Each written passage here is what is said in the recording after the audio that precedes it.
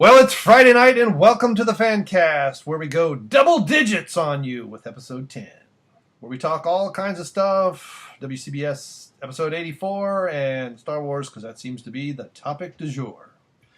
On the line tonight, we have our favorite New Yorker is back, Liquid Metal Pro.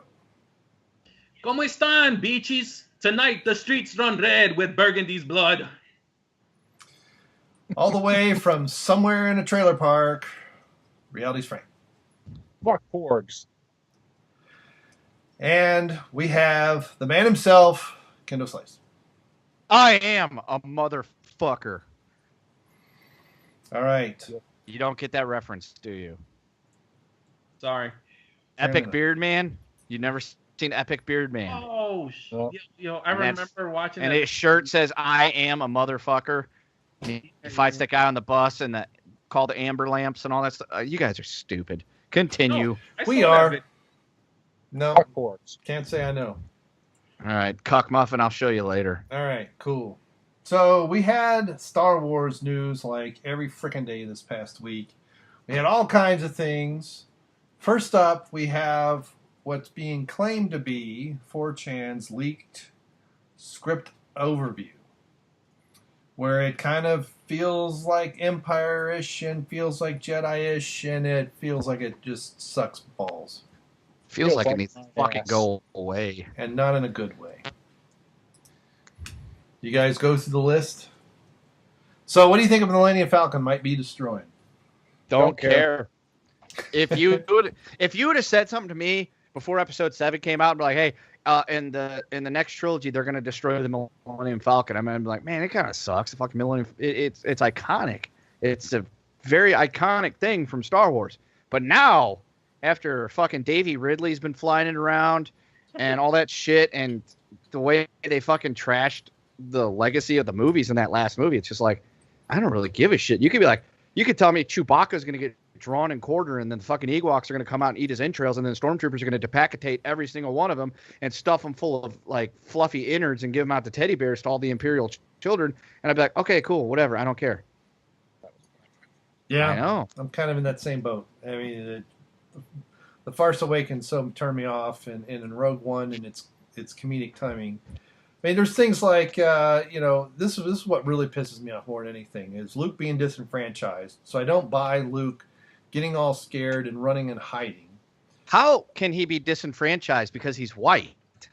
Well, that's part. Well, it's part of white. He's cisgendered That's white not- male, that and that's doesn't why happen. he's being made into a cuck, basically. He's a white person. He's never been disenfranchised. And then Always had the right to vote. right, and then Davey is gonna go and convince him to come back to reality or some such nonsense. I mean, this is the thing that really one of many things, but one of the things that could have endeared The Force Awakens a little bit more to me, a tiny bit, is if instead of having that stupid lightsaber end up in Rey's, Mary Sue's hands, if it would have been Luke who catches it, who just shows up. I know it's a bit Deus Ex Machina, but they make this overpowered, woman character that is hard to relate to. And if he was really sensing some things, that should have been the. I mean, I think if that's what would have happened, people would have lost their freaking minds. If they're going to lose their minds over Darth Vader showing up for 90 seconds at the end of Rogue One, they would have absolutely, and it would have made some sense. As opposed to The only reason why I liked Rogue One. yeah, it's because then you have him, defend, perhaps do the injury to Darth Emo. I don't know. The thing about all these points, I'm with you. I really don't care. The Millennium Falcon might be destroyed.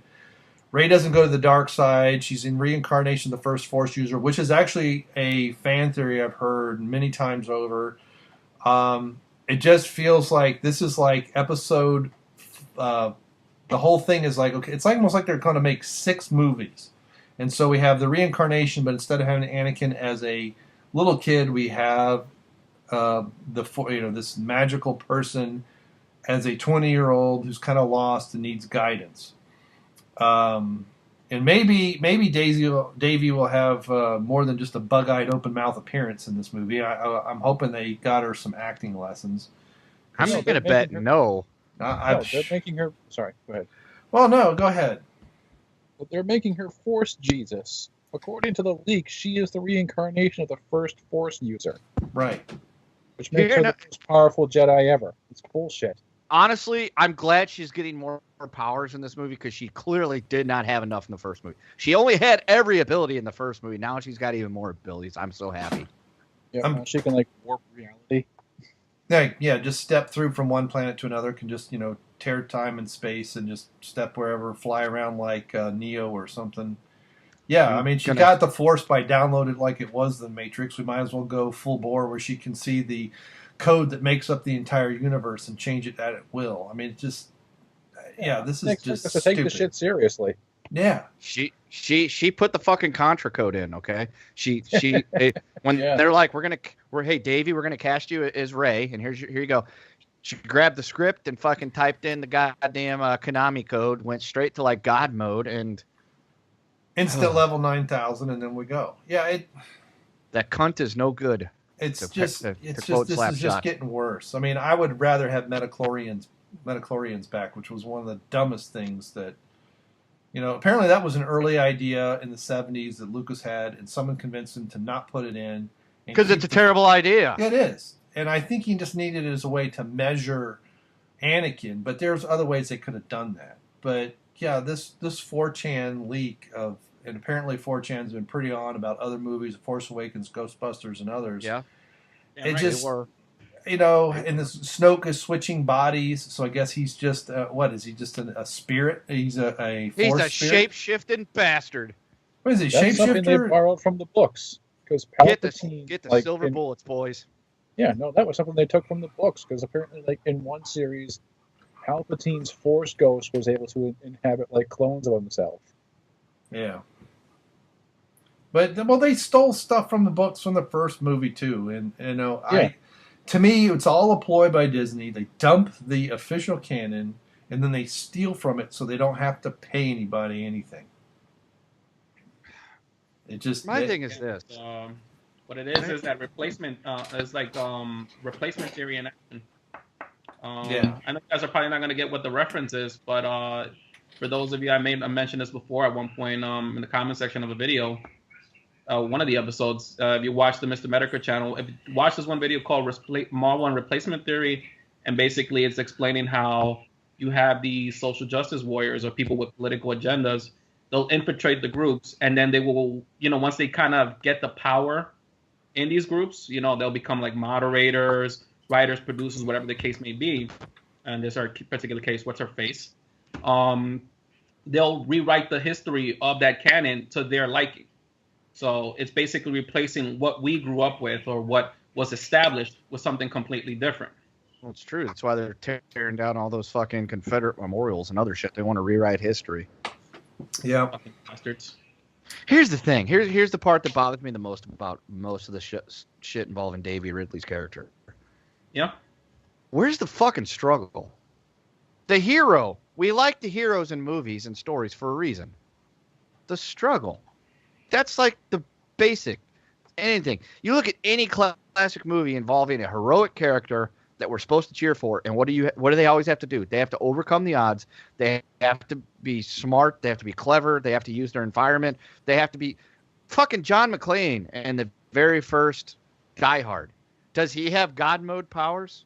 No. He's a fucking cop with a gun that uses everything at his advantage to try to take down the terrorists. Does he get himself into situations where he could be killed or hurt? Of course. Does he barely get out of it sometimes? Yeah. He also had to pull a bunch of glass out of his feet, too. Yeah. There was a struggle. During the whole movie, you're like, there's a chance he might not fucking win. Mm-hmm. They might take him down. Same thing in the original Star Wars trilogy. Luke. There was times where it looked like Luke was overmatched and outgunned, but he was able to overcome. Borat, same thing. Borat comes... Yeah, Borat came from Kazakhstan, dirt poor. He had to overcome things in order to be able to get American knowledge to make Kazakhstan great. Maybe not the best example. Yeah.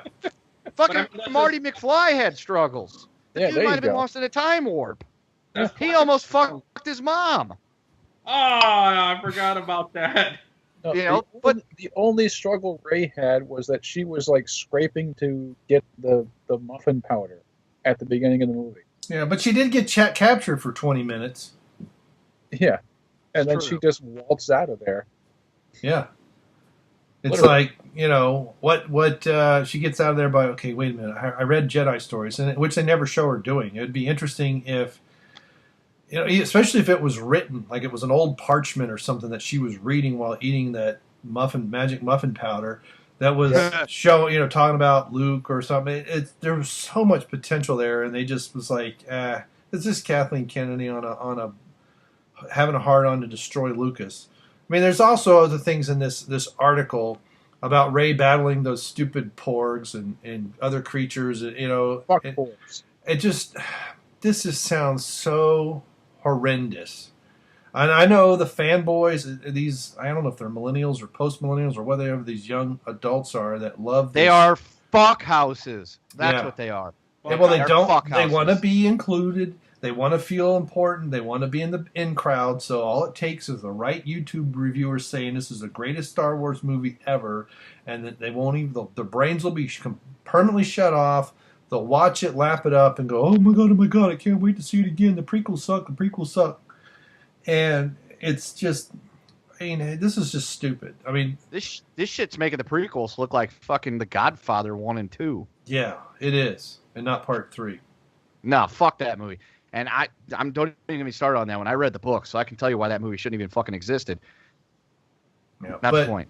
No, but it's just. I'll rant about that some other time. They're making. I mean, Duly noted. when this article really shows Luke to be a kind of a whiny cunt, and he ran away, and I'm like, that is not Luke. That it undoes everything, and you know, it undoes what Luke's struggle in the first.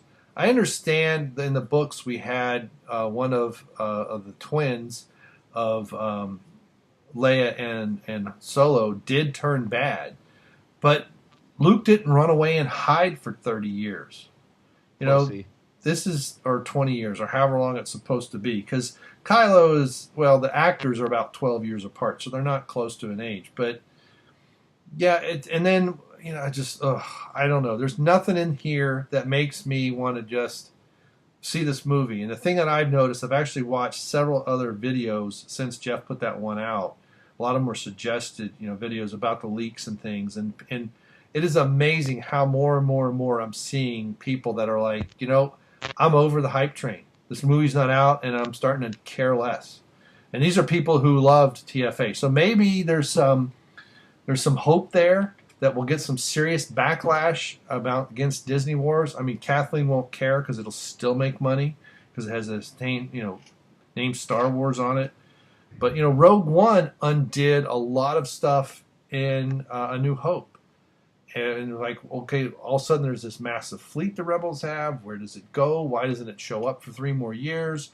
Why isn't it used? I mean, there's just so many stupid things that Disney's doing in this effort to, and I think it's the prequel hate, but I'm really convinced that they had something to do with it. And so they're scared to death to do anything that smells original, because Lucas did create original stories. As bad as those movies were, they were new items. Yes, they had some beats and callbacks and echoes, I really should say, of the original trilogy, but they weren't blatant copies. They weren't scene-per-scene ripoffs. You didn't have, you know, every scene having multiple Easter eggs that are in the original trilogy, like we get in these 2 fan service movies. And some reviewers are even saying, hey, if the fan service is as strong in Episode 8 as it was 7, they're done. And these are people who liked Episode 7, so I'm very encouraged about that. Okay, I got 3 things while you were going. Number 1, the first movie would have been better if after she ate the magic muffin powder, it would have been like a scene from Beavis and Butthead to America after they eat the peyote. and it would have just been like a crazy, like, fucking psychedelic shit and, like, freaking out there in the desert. That would have been great, especially if they had, like, really good music to go with it. I think they used White Zombie in that one. That was before Rob Zombie started to suck. Number 2, the next movie could be really good if Kylo Ren just randomly grabs his face and goes, oh, my scar hurts. And then shit, I don't remember. Oh, 3. Here's the thing. Here's my prediction for all this stuff. When I was looking at the top grossing movies adjusted for inflation, all that stuff, the original Star Wars did a fuckload. Right. And I'm talking like, for adjusted for inflation, it's like a $1.5 billion fuckload at this point.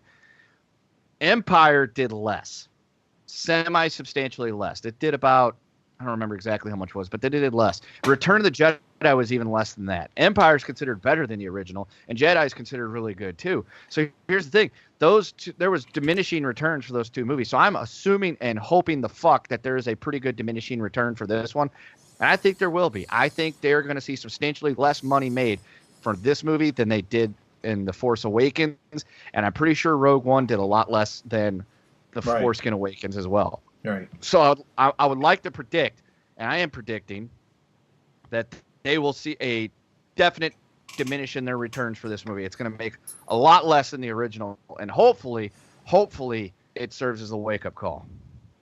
Yeah. Well, TFA snooch. had a huge. They were hyping the crap out of that movie for a year.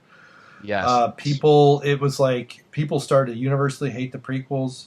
I was not. To me, a lot of people started hating the prequels after they were all out. I didn't like them from 10 minutes into the first one. But it was like, why do we have a little Anakin? Why does he make C-3PO? It was like, this is just stupid. It was. And that's the only one I saw in theaters. I didn't see 2 or 3 in theaters, which was a first for me since I saw all of the rest of the original ones in theaters. And the thing that I feel that part of why they started to drop off, especially with Return of the Jedi, is Star Wars. The first one was a complete movie, and there was I think Lucas had some ideas that, hey, if this catches on, we could make a sequel, but sequels back then were not as big a deal. It wasn't guaranteed. Planet of the Apes had several sequels, and each one made less money. The budgets went down, and that's why the makeup gets a lot worse. The masks that they're wearing get real rubbery because it's all they can afford. And so sequels were not a big thing in Hollywood when Star Wars came out in 1977. And when it exploded into this phenomenon, then it was like, okay, we can make a sequel. But Lucas held the rights, and that's very significant. He doesn't for 20th Century Fox. But they weren't convinced this movie was going to make a whole lot of money. They almost shut him down, both because he was running out of budget and he wasn't done. And when it became this money machine, Empire is a bit better a movie as far as storytelling and things. It's not so hunky dory, cut and dry hero. By the time we get to Return of the Jedi, the merchandising is the more important thing, and there's all kinds of things about them adding the Ewoks to get girls to watch or whatever, which was stupid because the first movie, everybody in my class saw it, girls and boys. I was 9 years old, so that was, I don't know, was that 3rd grade, 4th grade, whatever the hell it is. But it's 3rd grade, I think. But everybody watched it, and it was meant. Some kids, it's still kindergarten. Yeah, it was targeted at young adults, 12 to 15, 16-year-old boys, but everybody liked it. But this thing with, that we got to add this to get this crowd. That's kind of where it started. And then we didn't really have it with the prequels, but we had a bunch of characters thrown into stupid scenes so that we could sell more action figures. And now, of course, that seed that got planted in '83 is now fully emerged, and we've got, when you watch D23 and they introducing a cast and all that, they're more concerned and more happy and more proud of look how diverse our cast is. We have an Asian, we have a Spanish dude, we have this, we have that. Oh yeah, and then there's the cuck cisgendered white guy, the one and only over in the corner. But we're not going to be really worried about her. We're going to be, they made a big deal of Captain Phasma, who didn't do jack nothing.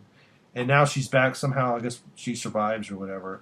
And it's just, this whole thing with the 4chan, the article just kind of, it brings all my worst fears to the top, that this is really not a story. It's just a propaganda piece. But I mean, obviously, I want to be wrong. I mean, I want this movie to be absolutely fantastic and win me over. Going, yeah, baby, Star Wars is back, and I can't wait for the Han Solo movie. Wouldn't bet on it. I know. This article just says, yeah, that ain't gonna happen. The other two movies, I mean, yes, I did finally see Rogue One, but it gets so many things wrong and undoes so many things about A New Hope. And it's almost all CGI. Well, it is all CGI. I mean, the actors don't even really need to show up for that movie. It's just, you know. And when I first saw the first trailer for Rogue One, I was like, "This looks like an interesting war movie." And that movie was not released. By the second trailer, I was like, "Oh, they're already backing off that theme." And by the third trailer, yep, this is stupid. So yeah. Anyway, but it just. And then we also had leaked photos that went along kind of with the Entertainment Weekly. We got that I don't know why we get the magazine, but we do, and they're in there. And yeah, it's just like, can it be any? Yeah, no, it could be worse. Kendo hitting the tequila. All right, Tequila. Ole! Ole! Hatsum. So anyway, does anybody want to say anything more about the 4chan article before we move on to the images? Fuck Porgs. I think there was a seed in that lime. Wow, don't choke, dude. I'm good. I'm good. Oz isn't in there to save you. I wouldn't worry about him saving me anyway. He'd probably just freak out and then quit the Facebook group. I got nothing else to say. I mean, I got nothing to say, Bryon. I mean, you pretty much nailed on the head everything that needs to be said. It's a big disappointment. It really is. My favorite plot point thing, and that came from the Entertainment Weekly thing, was that Boyega turns into like a coward. And he's all like, I don't know if I want to be on the good guys anymore. I want to run the bad guys. And the fat Asian chick's got to be the one that comes and saves him for whatever reason, which is weird. Is that in there? Yeah, it was an article that when they released, they had the photos, because there was two different things. There was the video that Jeff and then did about the 4chan leaks, and then last night they didn't talk about the 4chan leaks. They talked about the Entertainment Weekly article, which was something totally different. Right. Which is where they released the photos, and there was the one like plot point that was released to the press to talk about, and Entertainment, I guess, I don't know. Either way, Entertainment Weekly wrote an article about it to accompany the pictures, where pretty much Boyega struggles with his whole, do I want to be a bad guy, do I want to be a good guy, whatever the fuck it is. And he goes on like some kind of like secret mission with the fat Asian yeah, her name's Rose. Character name, which is not a Star Wars name, and neither is Paige. I mean, this is just stupid. But yeah, they go to that Casino Royale planet, or whatever the frick it's called. Yeah. So anyway, Boyega and Woes, they won off to foreign planet, and they go there, and I guess he struggles with whether or not he wants to stay on the good guy side, and she has to convince him. So in other words, the woman has to like show the man the right way to go, which is weird because Boyega's black. You would think they would reserve that for a white guy. Well, no, yeah, he racked discipline. Yeah, he racked discipline. Well, then apparently he learns to fly while he's in his coma. What? He flies that one of those, and I'm betting in the preview, that teaser trailer, one of those speeders that bounces off the salt flats before it starts kicking up the red dust. I'm betting you that's Finn. Yes, because flying objects is something you can learn overnight while in a coma. I really hope to God next time I fly on a plane, I'm going to ask the pilot, be like, hey, how long were you in flight school? Because if he says, oh, I was in a fucking coma and I woke up from it like a week ago and I had learned to fly and I'm going to be flying you to your destination today, I don't care if he's just driving me to the end of the runway. I'm going to be like, yeah, you know what? I suddenly realized that I can't get on this plane because there's a bomb in my luggage. Go ahead and arrest me because I'm not getting on the plane with this guy. Right. Yeah, that takeoff might be a little bouncy. You might run into a couple things, but once we get airborne, we'll be okay. Oh, I've been on bouncy takeoffs and landing before. Those are my favorite parts. That's fun as shit. When you fucking come into land and the fucking pilot's bringing it in and you kind of hit off the back wheels and you take that little bounce and everyone's like, woo! And you're like, haha, this is great. It's like a roller coaster except deadlier and more fun. Yeah. Pussies. So another image that was in that Entertainment Weekly was of Davey, who looks even more butch. It looks like her hair's pulled back even tighter. Davey Ridley, Queen of the Wild, Galaxy Far, Far Away. I don't know, baby. Oh, we should fucking write that song to Davy Crockett, but about Daisy Ridley. Just Davy Ridley, Queen of the Galaxy Far, Far Away. You know, I just realized something. Pee Wee Herman was the hero in his movie, and he even had a fucking struggle. Ernest, and all the Ernest movies has a struggle. But not her. Not her. Well, dude, I mean, if you look back, like, I mean, this is just basic storytelling. This has been long. The story of the journey of the hero has been done since the era of the Greeks, and even before. Fucking Batman struggles. Exactly. You're supposed to put some obstacle out there for the hero to overcome. That's how they become likable. Yeah. Her overcoming was to slap away Boyega's hand and say, "I know how to run." Yeah, Wonder Woman didn't struggle in the new movie, so hey, there you go.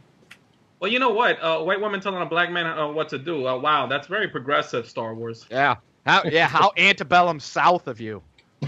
Shit. Yeah.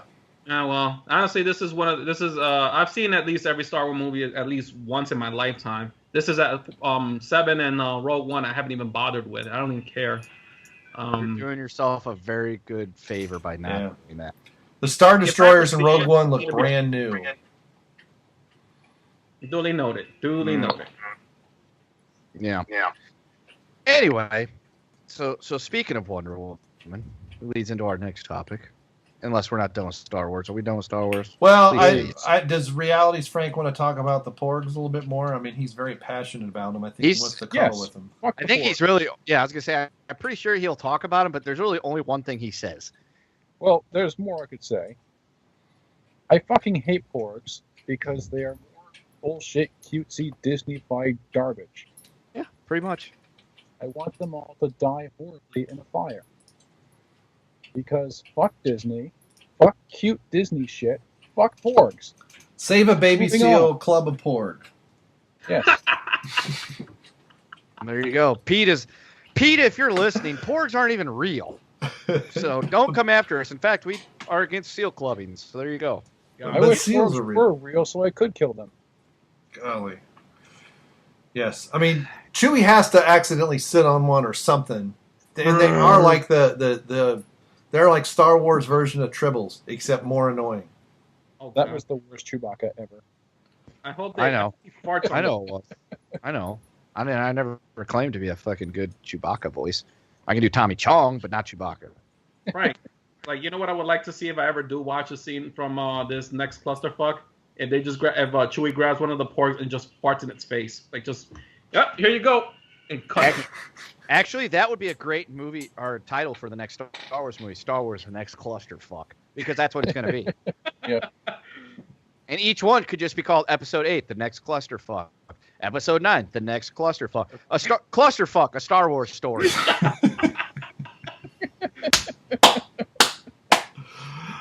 Yeah. Oh. All right. So go ahead and take us to the Alamo. What? I think he means transition to the next segment. The Alamo is like your last stand place. We're not at the end of the show yet. Alamo is in Texas. We're going to Texas now.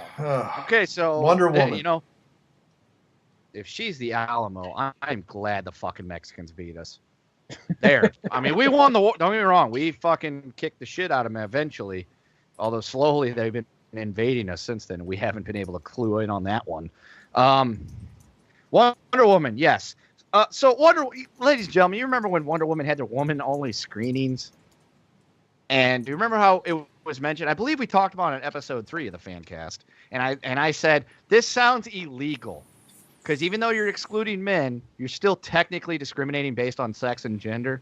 Well, it turns out, it sounds like the legal system agrees. And there was motions filed by a couple of attorneys in various places because this movie theater is based out of Texas. Alamo Draft House. Tejas for you, Liquid Metal Pro. Or what's his name this week? Alejandro, senor. Yeah. Sí. So, Tejas for you, Alejandro. I believe Nueva York, and was it California? So for you Austrians out there, California. You know, Arnold Schwarzenegger. California. You guys fucking suck tonight. Ah. So We're trying to not interrupt you. We're letting you talk, man. Go. you can laugh at the joke, though. So We are anyway, on the Look, it's inside. not funny.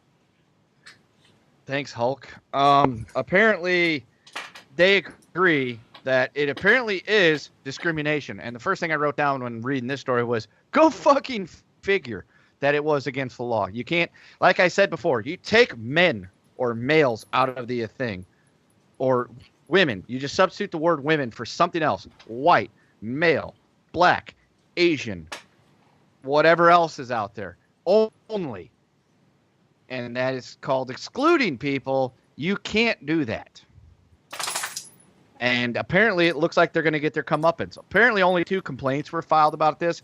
And I'm pretty sure it's because men aren't pussies and don't care. You know, if they told me you can't see Wonder Woman at this theater, it's women only, I'd be like, all right, I'll just fucking go someplace else. Big fucking deal. I'm not going to get my panties in a twist.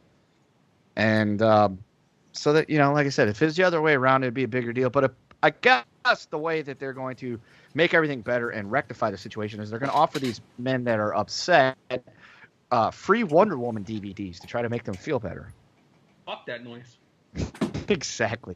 If I was in this suit, I would not be like, oh, yeah, free DVD will make me feel better. But fuck no, I'm going to try to get as much money out of it. I don't care if it's a class action lawsuit. I only get $12. That's fine. I'll do it.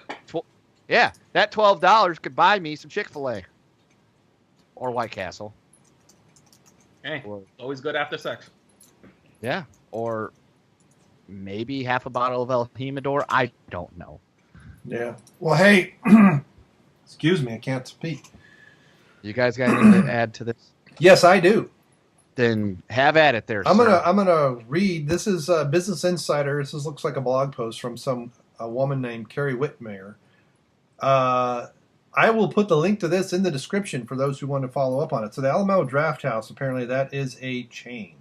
So I'm going to try and read this. It's very short. I'm going to try and read it without commentary, exactly what she has written here. Go ahead. This is from June 10th. I recently attended a viewing of Wonder Woman exclusively for women and women-identifying viewers at the Alamo Draft House in Brooklyn, New York. When the Alamo Draft House announced its female-only screenings in May, the theater got backlash from men who were offended about the exclusion, as if they forgot that the 19th Amendment wasn't ratified until 1920, and among other things like the wage gap. While there was a man in attendance who began to ruin the experience for me and those around me, the hurt feelings got lost once the movie started. We were in this together, and we were all united over our shared excitement for this amazing female-led and directed superhero movie that means so much to us for so many reasons. That is one heck of a run-on sentence. I could feel the camaraderie I did feel the camaraderie throughout the entire film, and never felt more connected to the dozens of strangers before. Not even when I saw The Fate of the Furies in 4XD, during which I made memories that will last lifetimes. 4XD. I don't know what the hell that means. So there aren't any comments because, you know, when you make a stupid article like this, you cannot enable comments because you'll get reamed. Okay, first, fuck the wage gap. That shit don't exist. That's Secondly, 2 wrongs don't make a right. Just because the broads didn't have the chance to vote till 1920 or the wage gap doesn't make it okay to reverse discriminate. I mean, we tell people all the time, oh, yeah, you know, 2 wrongs don't make a right, and discrimination was bad. Bringing back discrimination the other way around to teach these people a lesson. I was not alive back then, so at what point did I help in the advancement of the discrimination against these women not being able to vote, even though women voting is a terrible idea? Everybody knows this. Well, you know what you're talking about actually reminds me of an episode of King of the Hill where you had where it was like the kids that were doing some project in the school, and some cuck white dude came into the school and basically started making the kids turn on one another, talking about like how the white kids had no right to have control over the project because they were always they always had advantages and the other students were oppressed and everything. And Hank basically at the end said something similar along those lines where he says, Bobby, what may have happened in the past is what's done in the past, and that's why we learn from these things, so we don't repeat them in the future. But you yourself are not at fault for something that people, even whether they were your ancestors, whatever the case may be, did. So that's because King of the Hill is ahead of its time. Oh, King of the Hill is one of the best shows ever created. Good thing it ended when it ended, because Oh yeah. Well, there's two things that I look at this. One is a women identifying viewers. So anybody that's what broke my eyes. Right. The other part is this man who sat. I don't know. Maybe this man identified as a woman. But he choppy his pee. She doesn't list anything that he did, yet his proximity began to ruin the experience. She's probably one of them fucking bull dyke, man-hating, fat fuckers with red hair. Not red hair, but like that dyed fucking fuchsia shit. And she was probably just seeing a man just triggers her because she's within 50-yard proximity of a fucking dick, and it just sets her off. Yeah, one side fuchsia, the other side blue. Speaking of that, I wanted to actually touch upon that whole women identifying crap. You said that this was. She said something about it being in Brooklyn, New York. Yep. Oh God, I hate this fucking city sometimes. Oh man. I would fucking love to identify women. I'd like to identify a lot of them as former lovers. Well, the thing I wanted to touch upon that once he mentioned Brooklyn, New York, is the fact that I forgot how, I think it was last year or sometime the year before that, New York City actually passed a law. Thank you, Mayor fuck ass. Saying that could apply to just about every New York mayor. Yeah. I mean, well, the last one wasn't so bad. So I mean, I have a little appreciation for Bloomberg. He actually turned things around, but that's because he knew how to fucking run a city at least. Didn't he also give you like $30 big gulps? Yeah, well, there was a. Well, here's the thing. He did some stupid things that I would agree were dumb and controversial. I mean, they're controversial is an understatement. Like ban salt. But most of that stuff really went nowhere. And I think he did it with the best of intentions. Let's face it. No, he was pandering. The last good mayor you had was Rudy Poo Giuliani. Oh, yeah. He got us through some tough times. That is true. But I don't want to make it all about city mayors or how awesome or awful New York City can be sometimes. The point I wanted to make was that there was actually a law passed here recognizing, I forgot, like, what was it, 31 genders? And I'm like, how many more genders do they need to be? It's been 2. It's always been 2, and it's always going to be 2. It's man and woman. Just because you're a fucking bold dyke looking bitch doesn't mean that you're a man. You're just a bold dyke looking female. Same thing with any man. If you're a cuck male that looks so effeminate, you're effeminate, but you're still a fucking cuck male. That's right. So, if you identify as, and see here, according to this law, it's like you can't discriminate if someone chooses to identify as something. So it's like you're claiming that, like, let's say somebody, like a guy goes into there and he says, oh, well, I identify as a woman now. You know, this goes to that whole bathroom law thing that became controversy for no fucking reason. Like, you can't discriminate if a man in the city says, hey, I identify as a female, you got to let me in the bathroom. So the same rule would apply here to something like this. If that man were to say, hey, I identify as a woman, I've been a woman my whole life, and I just am entrapped inside a man's body, but I can't get the help I need, then, you know, she would be in the wrong, all things considered. But of course, because, you know, she's there's some feminist biatches for what they are. You know, these are the type of people that want to, like, rewrite the laws and you know, not just in this country, but all over the world, because they want to write the laws to suit their needs. You know, it's convenient for, you know, like the law applies to us when it's convenient. So I'm kind of glad to hear that some people are taking some action against this.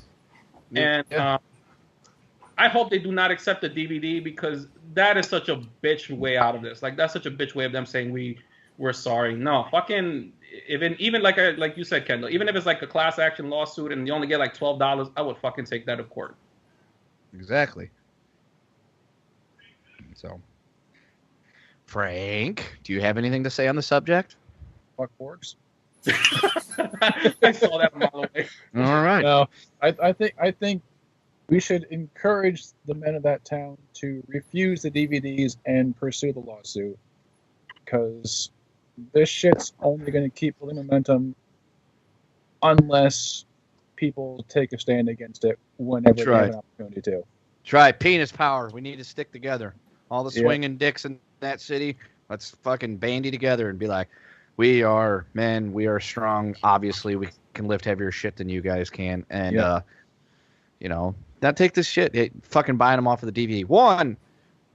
Yep, you got to stick your dick in there and stir that shit up sometimes. That's right. I mean, like I said, men typically don't get that fucking worked up over the shit. That's why there was only 2 complaints filed.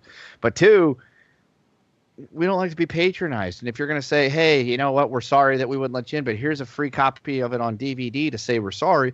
It's like, no, fuck you. Okay, now let's fucking dig our heels in and say, yo, here's the deal. You guys fucking try to make a stand. You look like a bunch of retards doing it. And now we're going to take you to the cleaners for, that $13.18 class action lawsuit. Yeah. It's not about the winnings. It's about the fight.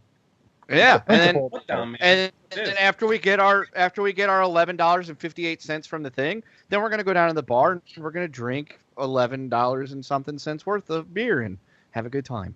Considering it's New York City, that's probably not much. No, that's probably not even a beer. It's one of those like half pints. Well, I know places I could probably get a beer for about 2 beers for like about $10. Then like the remaining can be the tips, so we're good. Oof. That is rough. Hey, Anyway, I said this was a perfect place to live. No, you're right. I would never live in New York. Every time you turn around, there's either ghosts or aliens destroying the city. Something bad's always fucking happening in New York. Damn, Mexicans always destroying the city. That's right. See, that's why I drink coffee. It's cheaper. Oh, but hey, at least you know what? All things considered, this isn't like the first time we've had like something in New York City, like some SJW bullshit in New York City, like finally have like a pushback of sorts. There was the whole Gawker thing. We had the Gawker offices here in New York City, and sure enough, during the Gamergate days, I remember a lot of people met up to give the FU to Gawker outside of its offices and make sure that Gawker knew about it. And of course, they couldn't do shit because it was on a public street. But then, of course, we all know the other famous incident where Gawker got its ass handed to itself.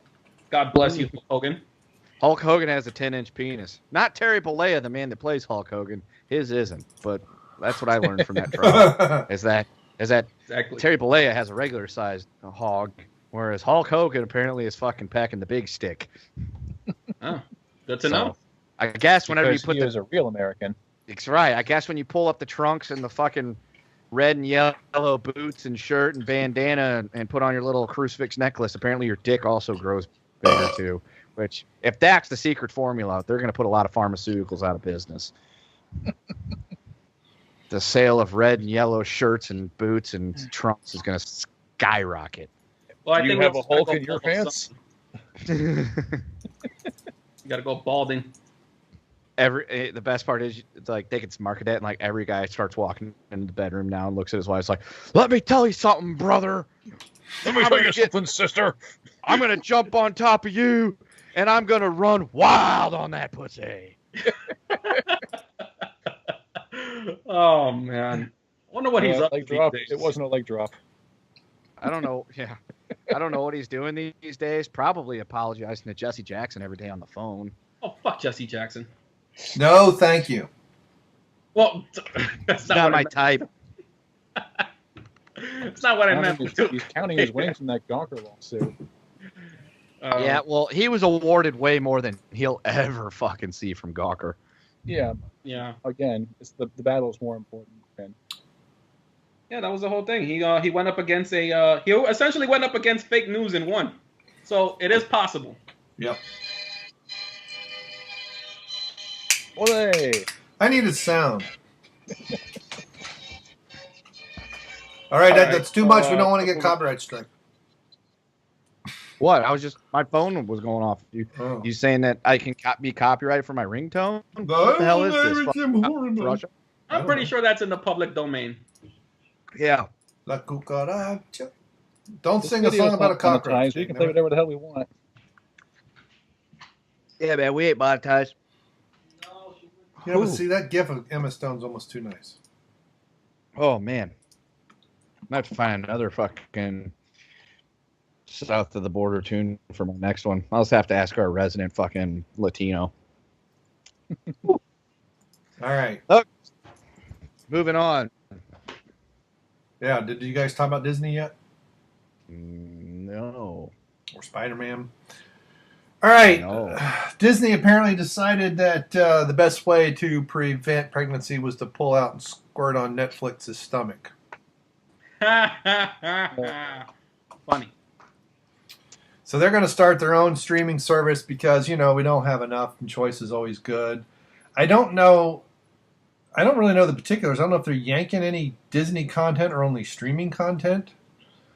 I know they talked about on the Fancast, and what was really strange is the more Dion talked, the more it sounded like he was using the same argument for and against it. Disney doesn't have the breadth of content that Netflix itself does, or Hulu, or Amazon. But this just feels to me kind of like what Sony did to Netflix when they came out with an Xbox player. When it was just PlayStation, they were fine with all, especially on the Stars content that Sony owned.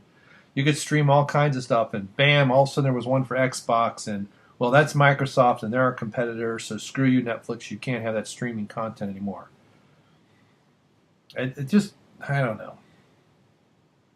Is Netflix done? I mean, is this something that's going to do them in if more content providers make their own service, or is it one of these things where the market's going to come fragmented, and then poof, it's going to consolidate again as these other streaming services go bankrupt?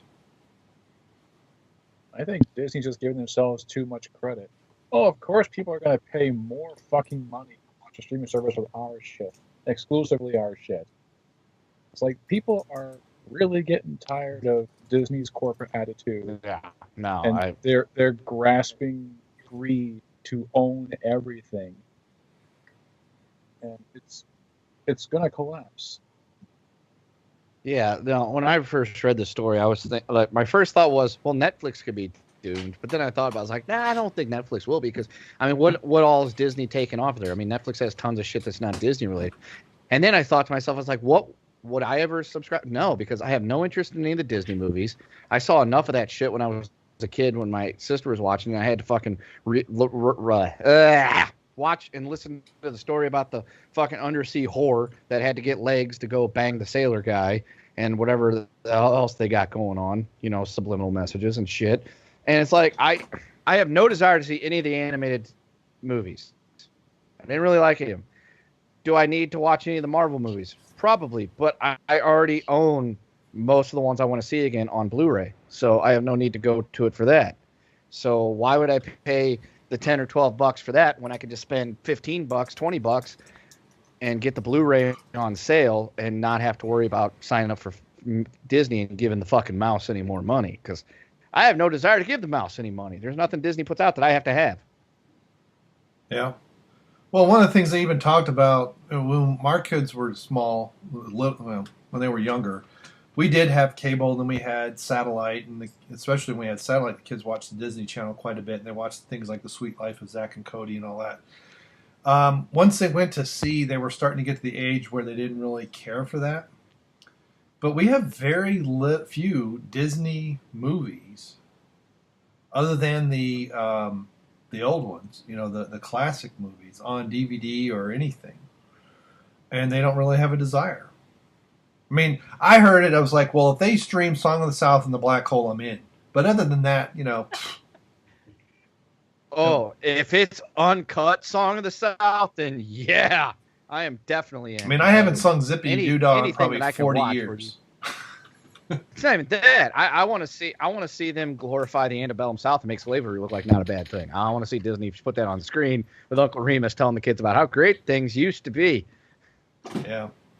Well, one of the nice things would be sadistic purposes to see, how the attitudes have changed. Snowflakes want to be shielded from anything, including an idea that, it's different, with good or bad, it's different. But yeah, I don't know. I think a lot of it's going to have to be what's the exact parameters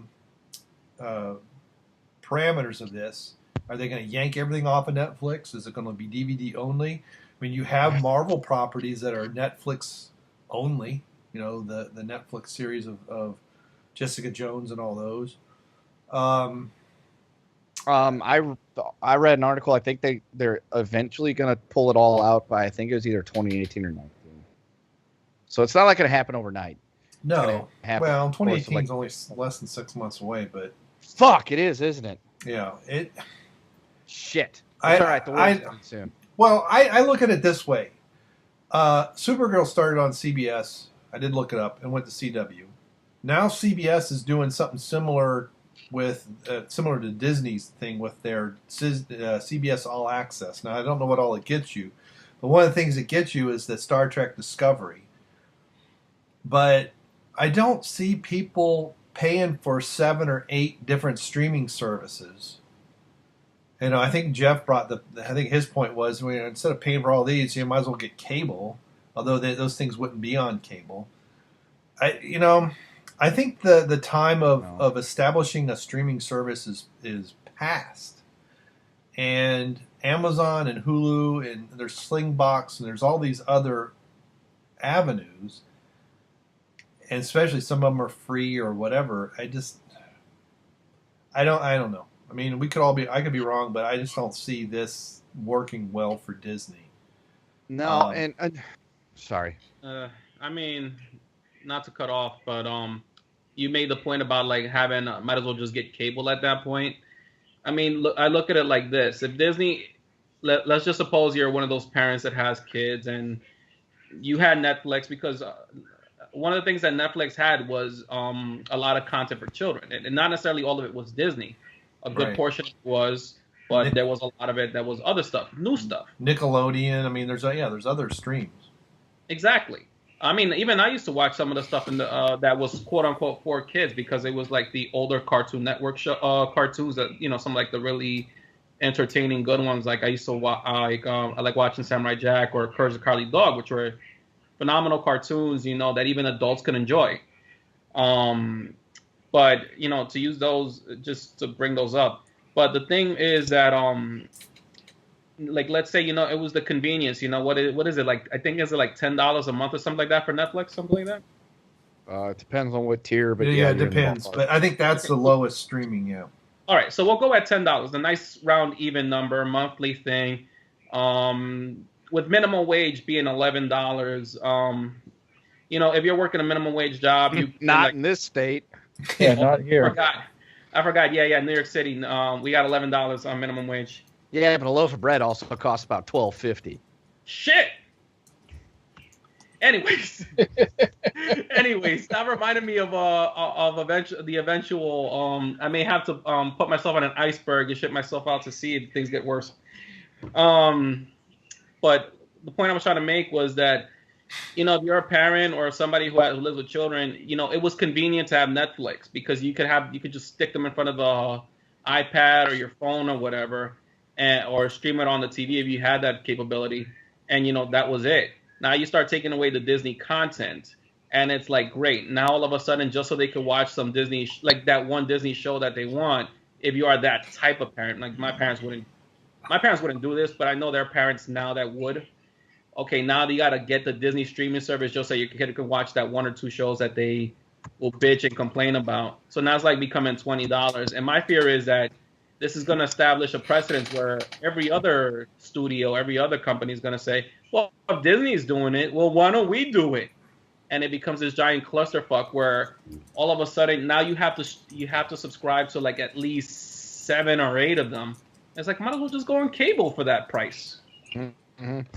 Well, I got 2 thoughts on the idea. Number one, Disney has been very prolific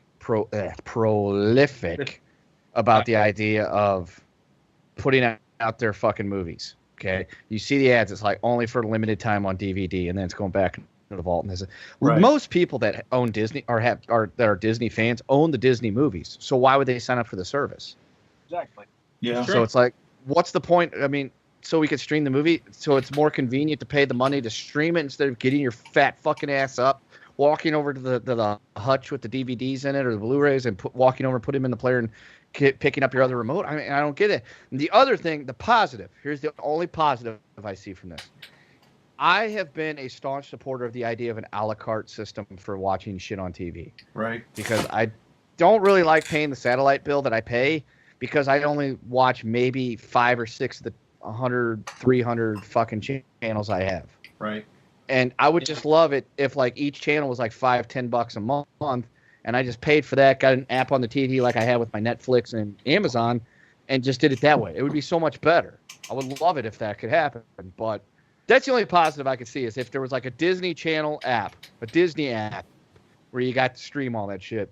Maybe the others would follow suit. You'd get your, if you're a sports person, you get your ESPN or Fox Sports app or Fox in general. That would be great. I mean, it'd spell the end of cable and satellite companies, but Right. at the same time, I agree. I agree, Jeff. That actually sounds like not that Thank bad. you, White Dion. But I would love it. I've been wanting a la carte for the longest time. I hate having to pay for satellite that I've been paying for the better part of almost 10 years to have all these channels I never fucking watch.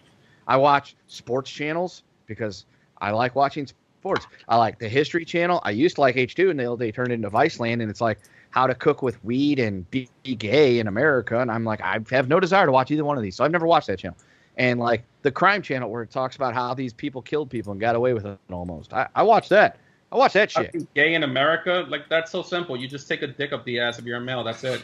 Essentially, yes, but no. Like History Channel turned into Hoosiers or rednecks in the swamp and sell stuff in my pawn shop and stop being a History Channel. And the H2 History 2 was the actual shit about history, and now they took it away. So like there is actually no History Channel unless you watch like the American Heroes channel.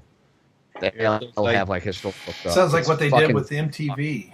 Yeah, Probably Exactly. too much Hitler for them. Yeah, and yeah, MTV, they actually used to have music. It used to be called music television for a reason. Now we take all these random people and put them in a house together, and we're going to pay all their bills and like see how they act, and we're going to call it the real world. That's not the fucking real world. The real world's working two minimum wage jobs and barely getting by.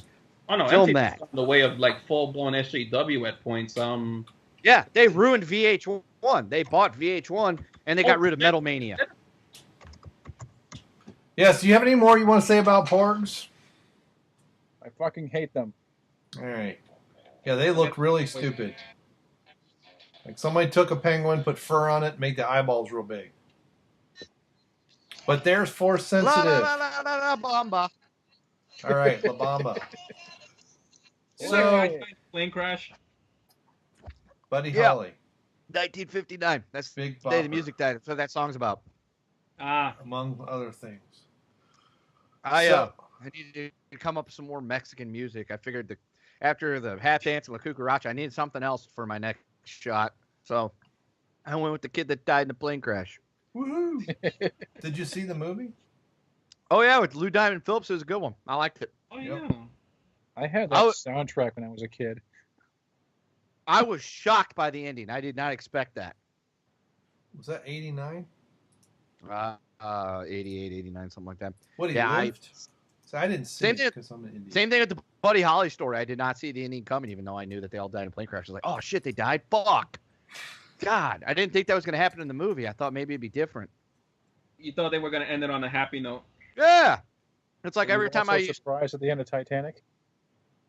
Dude, I've got a story about that. Okay, so I went and saw that in theaters. I was hanging out with this chick. I've told the story before. I thought I was going to get somewhere with her when we were like 15, 16. The only thing I got was kicked in the nuts. And I was friend zoned, and I didn't know what that was at the time. That's how I got kicked in the nuts. Oh, that So- sucks. Yeah, see, so I didn't know what a friend zone was, but apparently I'd been in that for several years and didn't realize it. So we went and saw The Wedding Singer and then snuck into Titanic because it started like right after The Wedding Singer ended. And so we were sitting there in the previews were coming on and everything, and she was all like, this is going to be a really good movie. I was like, this is going to be long and it's going to suck, probably. And so we were like talking, and I was like, man, I can't wait to see the boat sink. It's going to be so much. It's going to be really cool to see how the boat sinks. And some lady turned and she looked at me and she goes, oh, thanks for ruining the movie for us. Like in a serious voice. I'm like, huh? She goes, we've never seen this movie before and you've spoiled the ending. Thank you for that. You're so disrespectful. I'm like, how the fuck do you?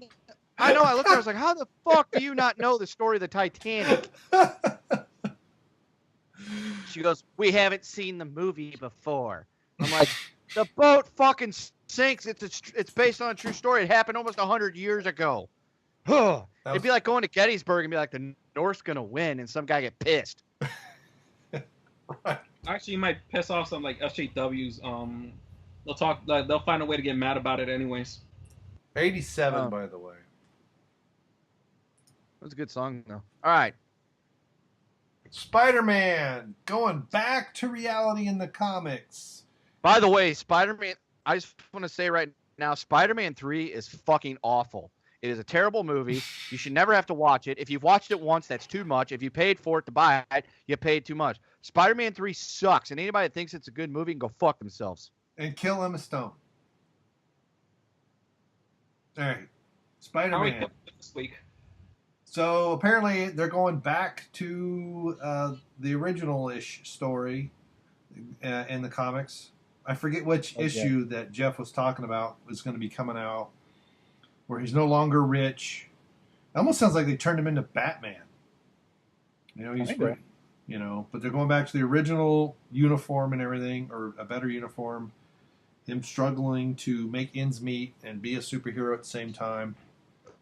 I take that from the Marvel standpoint. I take it as a good sign that maybe the SJW armor is starting to crack and light Spidey's getting back to its roots. Light is starting to peek out. Now, They're just trying to recapture the sales.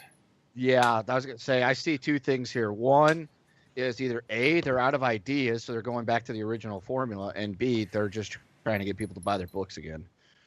That's really all it is. Isn't this part of the Secret Empire line storyline right now?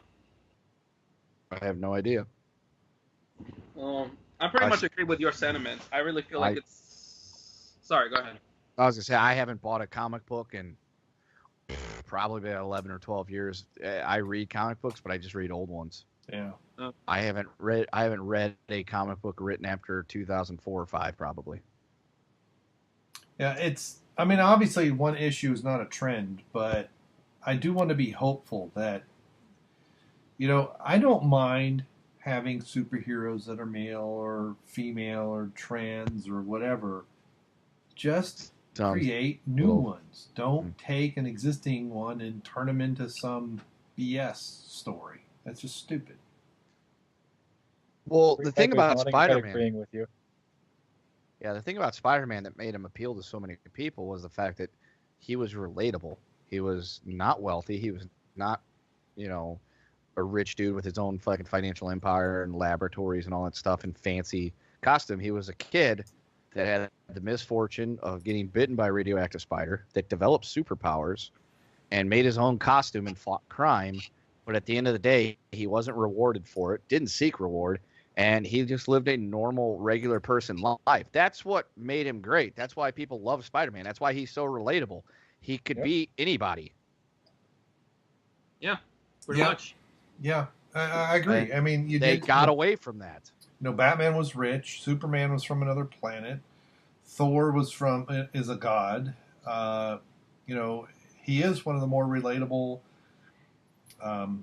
superheroes. I mean, okay, gets bit by a radioactive spider, but still, you know, I know we've talked previously about the TV made-for-TV movies we had back in the 70s. Now, there he was a college student. I think he was even a graduate student. But same struggles, right? He's trying to be a freelance photographer, trying to get through school, and now he's got some kind of powers he's trying to figure out how to utilize. And similar to the first, you know, Spider-Man movie with Tobey Maguire, where he's taking pictures of himself to sell. Why? To pay the frickin' bills. Yeah. I mean, and I think it's echoed in the comic books, too. It's pretty much the same storyline. He's doing everything he can to get by and pay the bills, and he's just a kid that, again, I mean, he's relatable. Granted, none of us can get bitten by a fucking spider and all of a sudden get powers. Most of us are either going to get A, a red spot, or B, the wrong spider is going to cause you to have like some kind of weird necrosis. So you don't want that. Yeah, you don't want to get bit by the brown recluse. That, you know. Yeah, that does not give you superpowers. That gives you a trip to the ER and maggot therapy. You don't want that. That's bad. So don't go getting bit by spiders thinking it's going to help you out, Eddie. So essentially, dude, don't call him out. Just say the fan. The fan.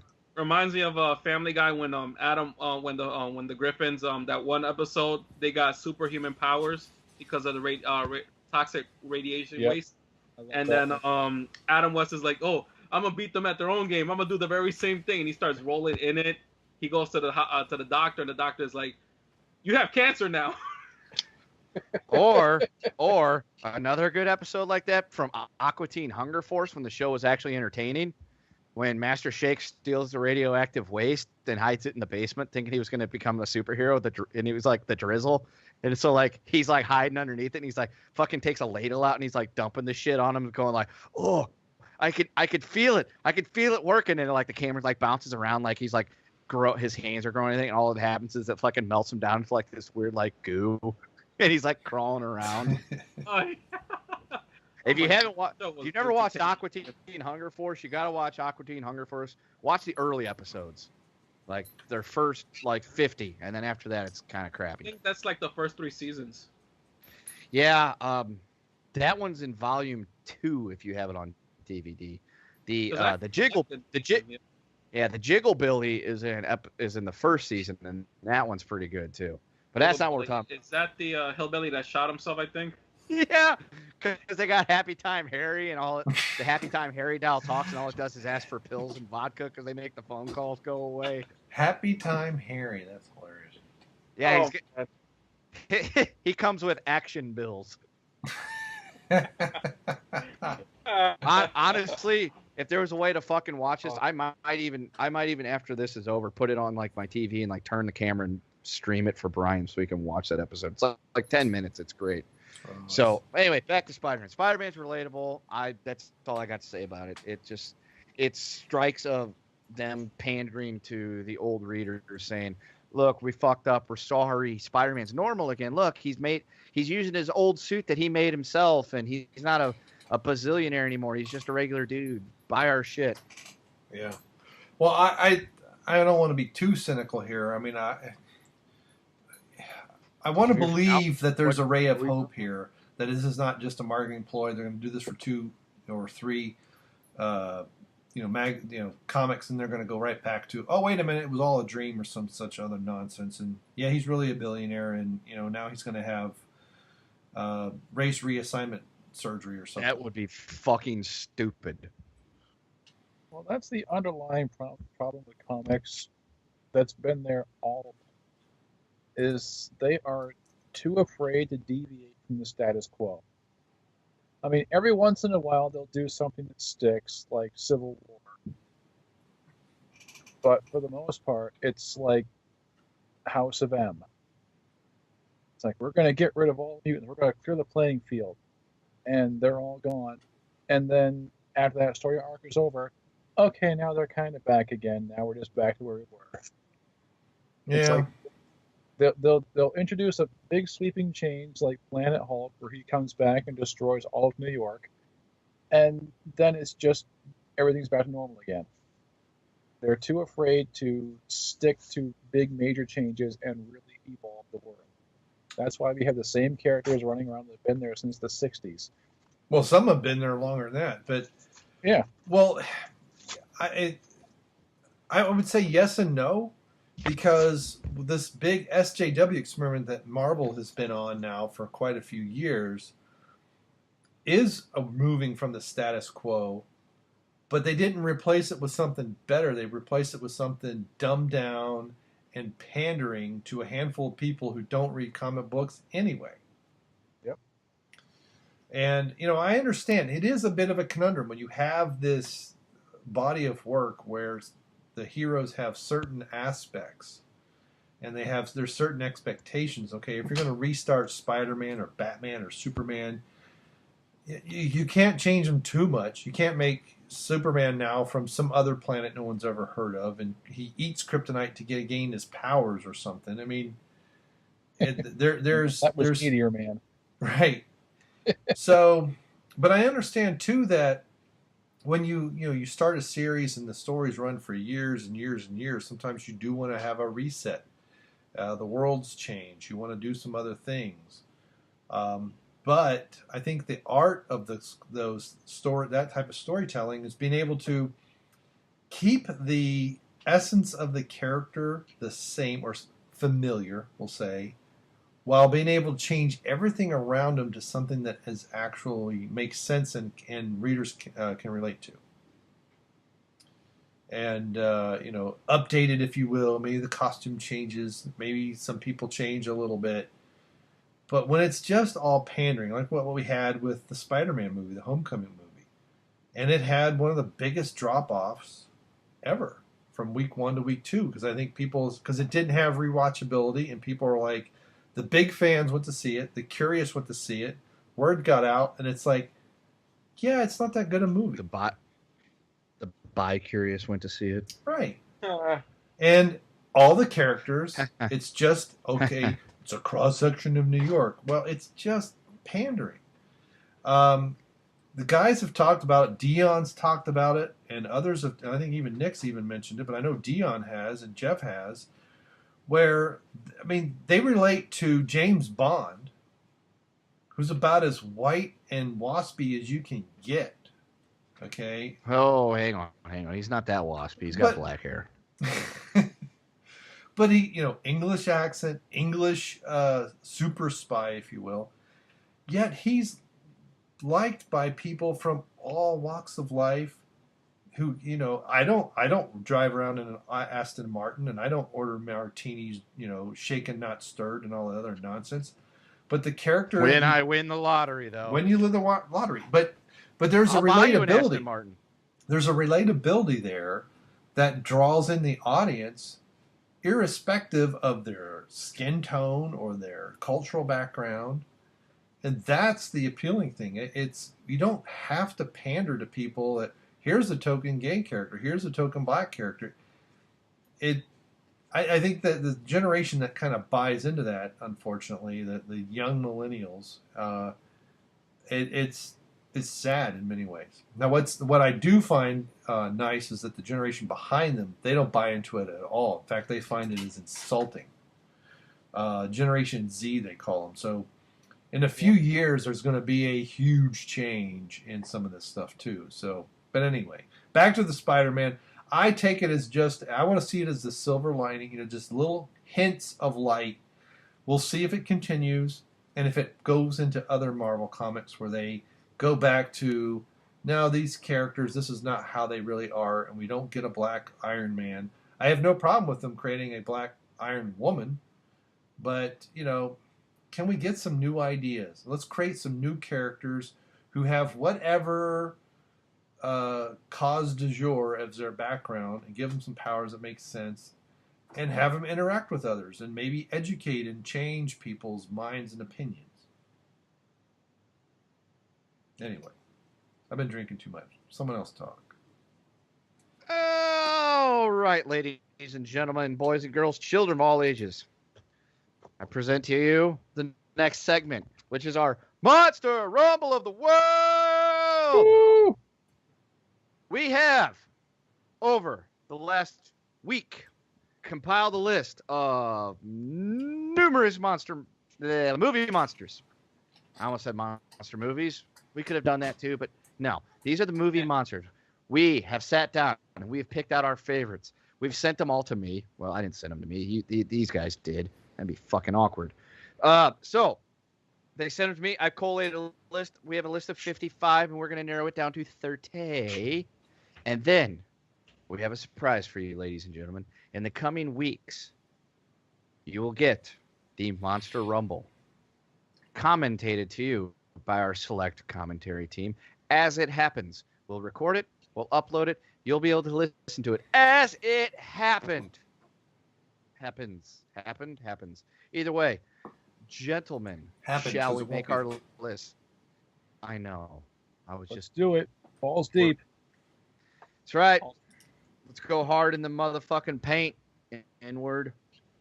It's a Waka Flocka Flame reference. Continue. All right. So we've got a list of 55. We're going to narrow it down to 30. We can easily chalk off several that are for sure being added because they are classic. Grand classic. And those are number 1 with a bullet point. Everyone's favorite Godzilla. Destroyer of the Japs, Gojira. Gojira. Number 2, He's big. He's black. Your pop culture isn't under attack because it's not Dion Green. It's King Kong. So that's why he's violent. So, Jesus, he went there. He went there. Wow.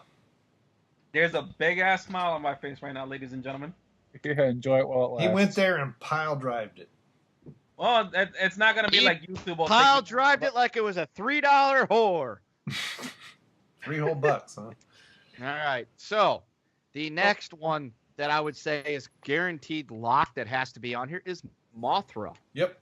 All right. Yep. Yeah. If Absolutely. there's any objections, you go ahead and say it. And then I'm going to go with Rodan. Okay. Number 5 on our list. Stay Puffed Marshmallow Man. Nobody steps on a church in my town. Exactly. Number 6. Oh, He's a sailor after all. Number 6, it's a singing fucking plant. It's Audrey 2. Woo! Number 7. It's big. It eats everything that it rolls over. It's the Blob. The Sexy. Blob. Number 8. It's evil. It's incarnate. It'll kill you. It's the Thing. Number 9. She's big. She's tall. She's got huge tits. She's the 50-foot woman. Nice. Number 10. He doesn't know what he's doing. He walks around with his arms all stiff and he goes, "Urgh." He's Frankenstein. You're really skipping down. You'll see why if you calm the fuck down. Oh, I'm calm. It's almost time to break out the poetry and snap our fingers. Oh, please don't. I will die. Dude, fuck you. Number 11. Number 11. You don't want to see him showing up. He'll destroy your world. Metallica, when they used to not suck, wrote a song called The Call of Cthulhu. Number 12. Luke took him out with just a simple drop of the gate. He's the Rancor. Number 13. You wouldn't like him when he's angry because he'll fucking bite your neck. It's Dracula. Dracula. You have to say You it wouldn't right. like him when he's hungry. That too. You wouldn't. Yeah.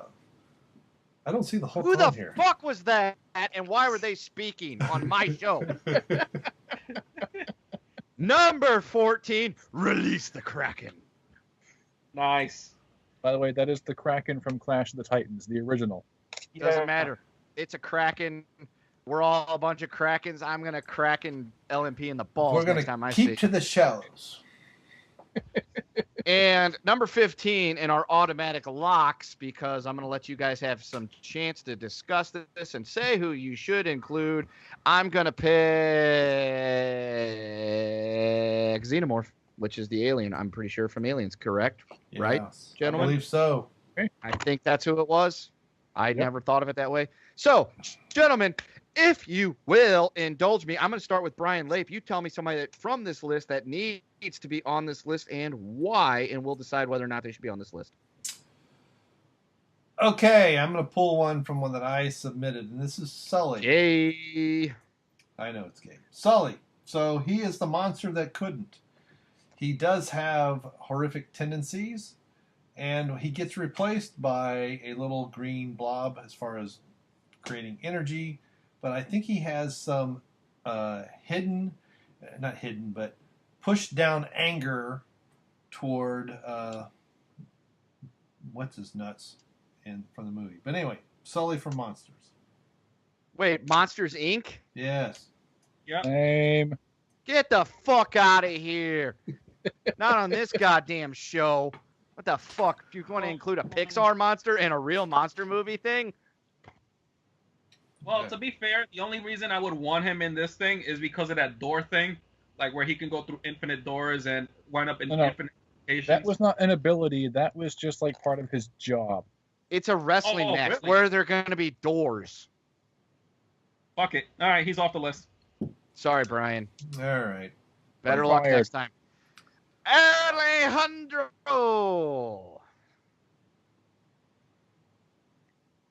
Oh, right, that's me now. Right. Fuck's sake. Hey, I'm the one drinking IPAs. You don't have an excuse. Oh man. Oh, fuck you. I've been pounding tequila. Well, I'm older. All right, so you know what? Since we already have a xenomorph on this list, I'm surprised that the other his one of his rivals isn't on it. I would go with Predator. I think he would be a good choice. No objection. Heavy arsenal weaponry, and I mean that's what more can I say about that? I have no objection, Frank. Okay. Mine is. No. Do you have any objection to the Predator? It's a Predator? discussion. Yeah. No, Predator's fine. Bryon? That's good. All right, Predator's on. Number 16 is the Predator. Frank. All right, so 16th Predator. Okay.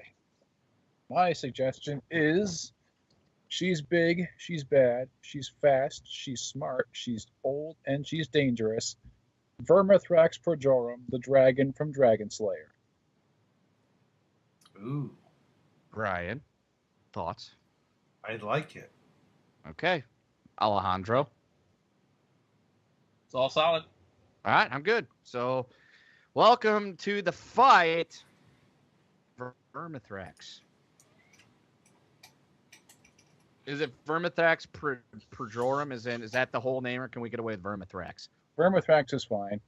It's something All right. like shit. Number 18 spot. I think I would like to see the number 18 spot go to the Wolfman. Classic. Wolfman's got nards. Bryon? As long as he's given time to change and we fight on a full moon. Okay. I will make sure that the fight takes place on a full moon, and and it'll be an outdoor arena, so that some bitch can come walking out there and go through his shit. All right, Bryon. All right. You're up. Pick one. So I'm going with one I didn't put in, but we have to have a big bad turtle, and that's Gamera, or Gamera, or however you say his name. Gonorrhea. Gonorrhea. Gonorrhea. Cha cha cha. Actually, I was surprised he wasn't on the list. Gamera is like Godzilla for kids. I mean, I guess it's okay. I have no hang-ups about it. But Cthulhu's gonna eat him like friggin'. You don't know that yet. The match hasn't happened. All right. Probably got a chair into that giant shell of his, for all we know. All right, use so it in that match. Well, there's a Is picture anyone- with jets coming out of his butt to fly, so there you go. anybody against Gamera being picked so we can move on? No. Nobody's against All it? right. Woohoo. All right, Gonorrhea, cha-cha-cha, you're on the list. Gamera. Alejandro. Si, senor. Good, you didn't forget your fucking name this time. All right, so this was a bit of a strange choice for me, but I'm gonna go with it because I think I could see a lot of potential in terms of like the. Just say the name. Just say the name. Imhotep the Mummy, like the evil mummy. Yeah, the evil mummy 1 and mummy 2. What was it? Mummy Returns, I think it was. That's fine. It was like the original Mummy movies, like the Mummy. Was that the same thing? Yeah, we talking Brandon Fraser here. Yeah, are you talking Brendan Fraser Mummy? Yeah. Oh, That's what I'm referring to. Okay, you want the Arnold Vosloo Imhotep? Yeah. Let's just say the Mummy is in the Mummy. Yeah, I forgot that there was another mummy movie. I'm like, how the hell do I forget that? I'm good with that. I'm not against the Mummy. Anybody else? Anybody against the Mummy? Go for it. Yeah. All right, the Mummy. All right, Frank, number 21. The T-1000. Here's my hang up on the T-1000. Terminator wasn't a monster movie. Right. He was Girls gotta get crushed.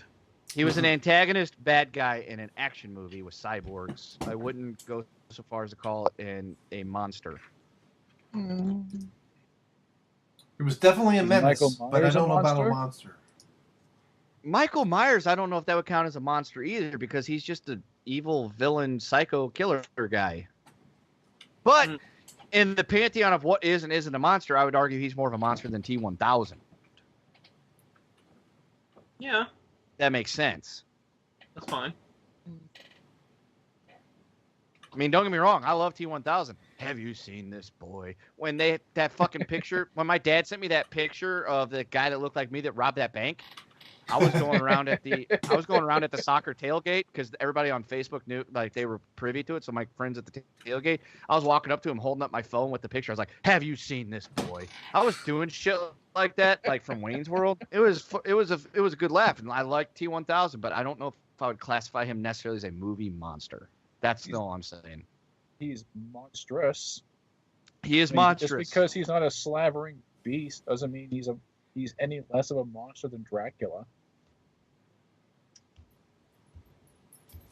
But was his character in the movie meant to terrify and scare you?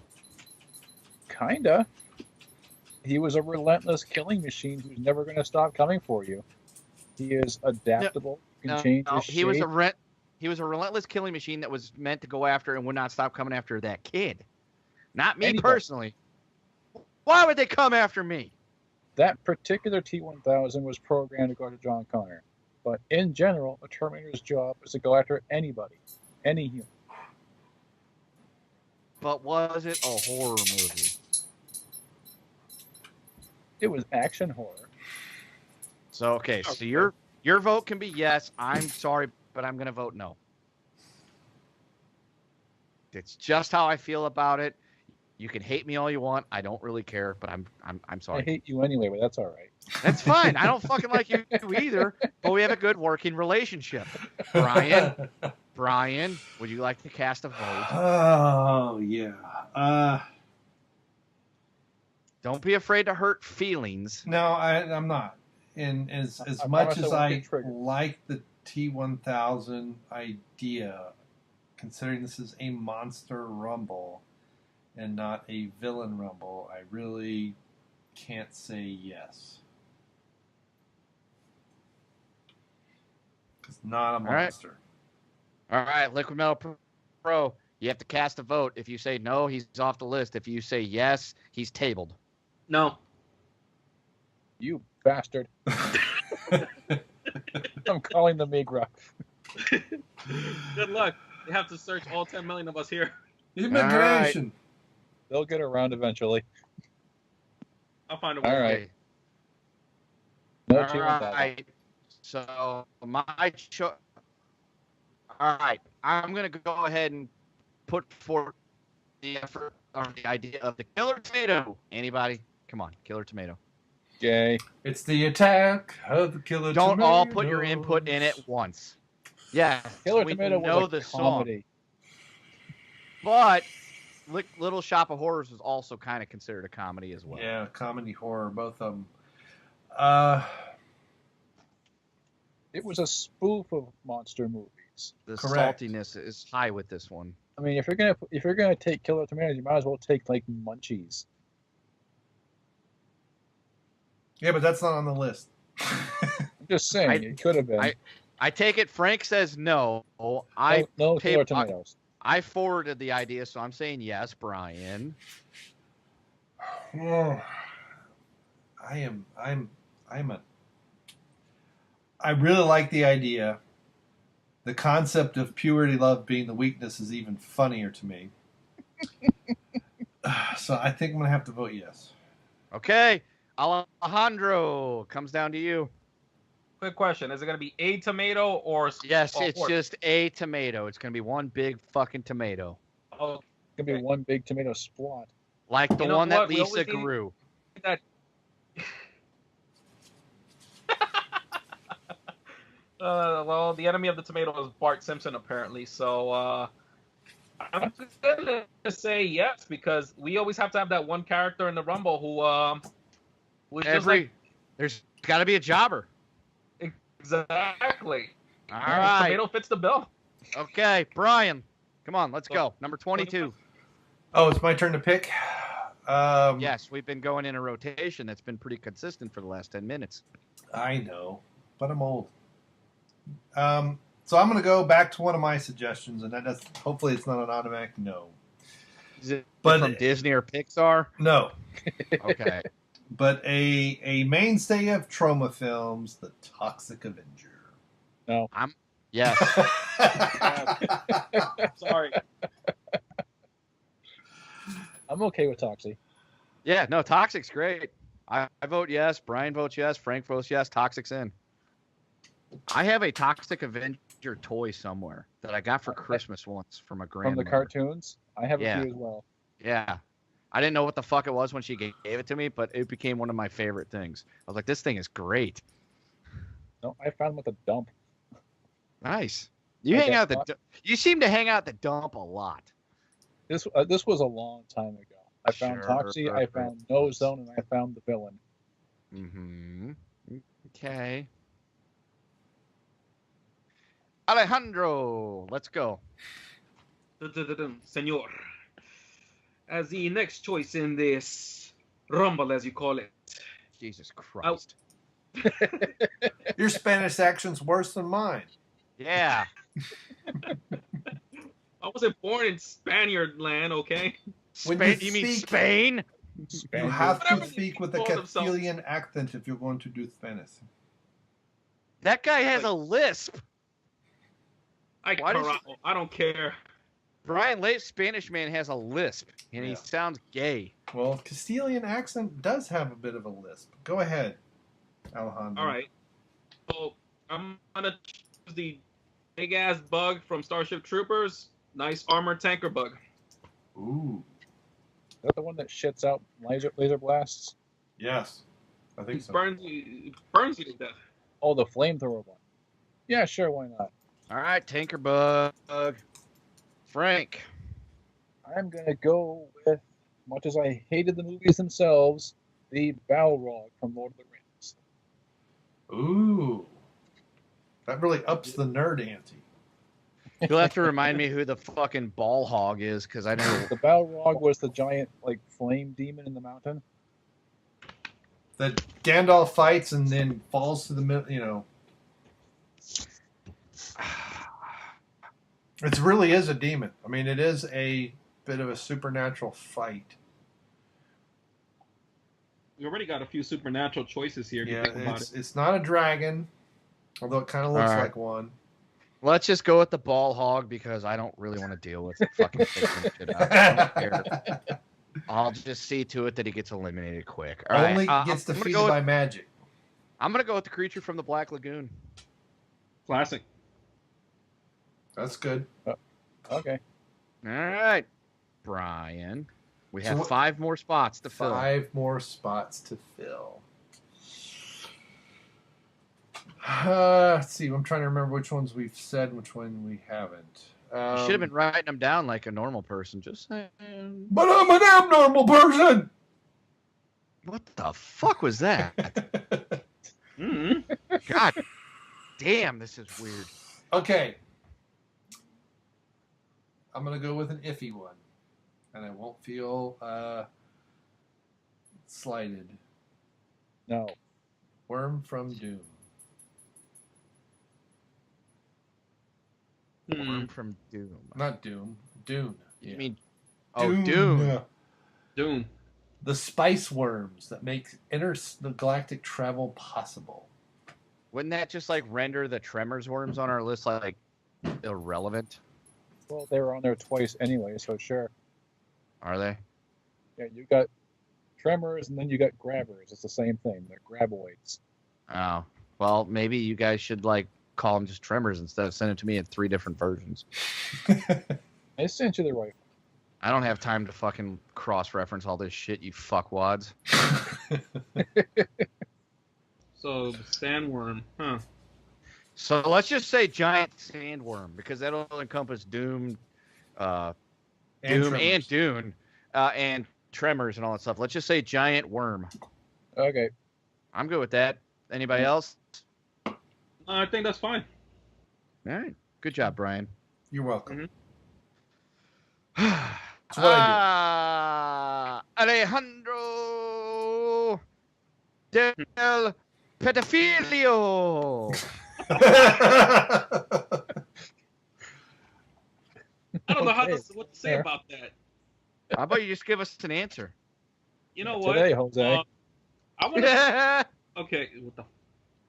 Okay, so I'm gonna choose the. I know somebody you put here the Gremlin Horde because I have a feeling that there's potential with that. Like again, like what is it that if they get wet, I think it is they reproduce something. If the Yep. Mogwai gets wet, they turn into, or they reproduce, and then Nope, if if you any feed of them them- after yeah. If you feed them after midnight, they turn into gremlins. But if a gremlin gets wet, it turns into a gremlin. But the thing is that the gremlins, I mean, we could just start them out as a gremlin, and then like somewhere down the line, I mean, it is a horde, so it's like maybe a few of them. You start out with a few, and it eventually ends up being many. I mean, I don't know if that's a fair thing to do here, but They're could see also something- really little compared to like Frankenstein and Godzilla. Yeah, so I'm pretty sure I think it balances itself out eventually. You want to know my favorite part of those movies? My very favorite line, the one thing that gets me every time, when they're in the movie. No, when they're in the movie theater and the one gremlin's like, "Milk duds." Every time, dude, I lose it every time. The fucking gremlin wants milk duds. I'm like, I'm done. This is great. What a Mogwai. great day.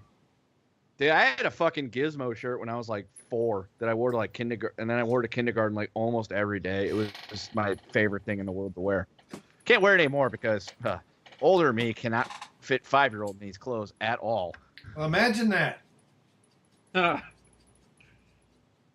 So yeah, I that's don't even think it fit on my legs. So Gremlin, I've got nothing against the Gremlins. I'm gonna vote no just because we're coming down to the wire and we want serious contenders in there. Not necessarily. You gotta have jobbers. exactly. Maybe you've never watched a Rumble. You don't know how they work. It's been a while. Okay, so Alejandro says yes. I say yes. You say no. Brian, what say you? Why do I have to be the casting, the deciding? Because that's how the cyclical thing works. So what happens if we tie? Does that mean pre-wife has to vote? No, I set it aside, and if we get to another deadlock, we go back to it. So what number are we on right now? 27.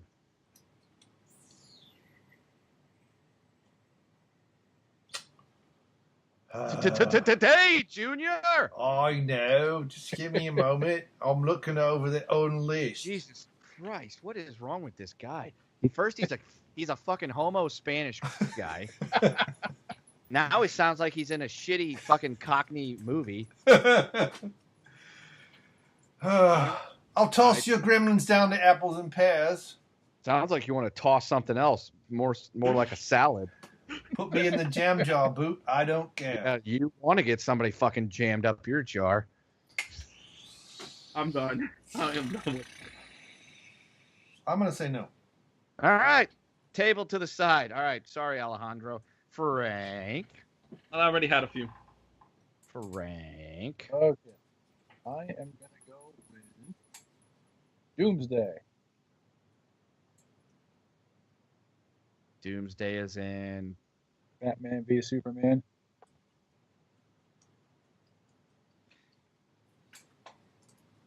A comic book guy? He's a monster. He was in a movie. He's quite powerful, too. Yeah, but Godzilla could probably still take him. Who knows? I mean, I would assume it's going to be able to be fair, but He's a scrapper. He's a contender. He's got prospects.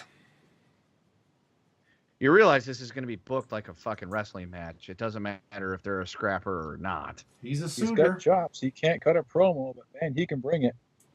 But doesn't Doomsday like come back to life after every time he gets killed or something? Yep. Well, once he's thrown over the top, it doesn't matter. I guess.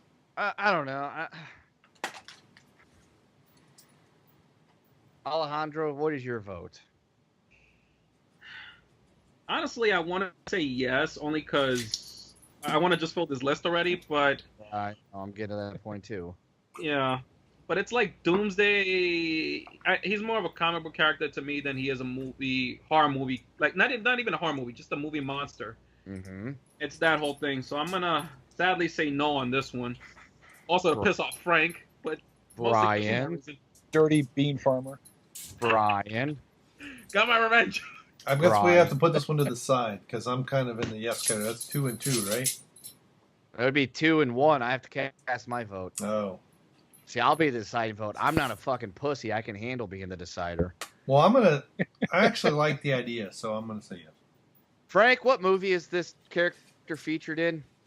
Batman v Superman. Dawn of Just Ass? No. The answer is no. He's tabled. Fair enough. All right, my turn. I'm gonna say Destroya. Nice. Got my vote. All right. Anybody that's got to say no, or do I have another yes vote? Because we've got 2 yeses. Nah, it's good. Destroya it is. Bryon. Okay. Since we're gonna keep it in the lizard family, how about Gorgo?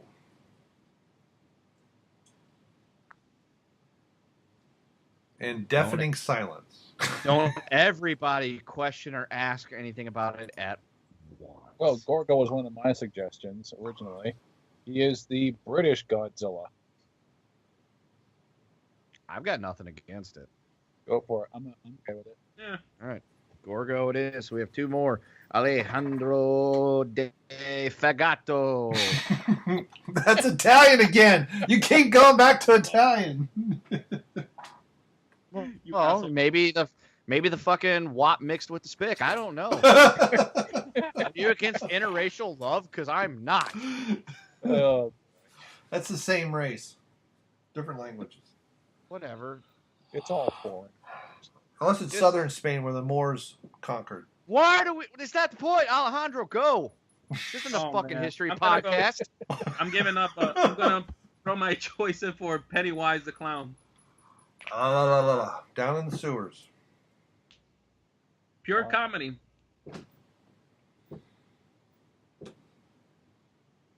I vote no.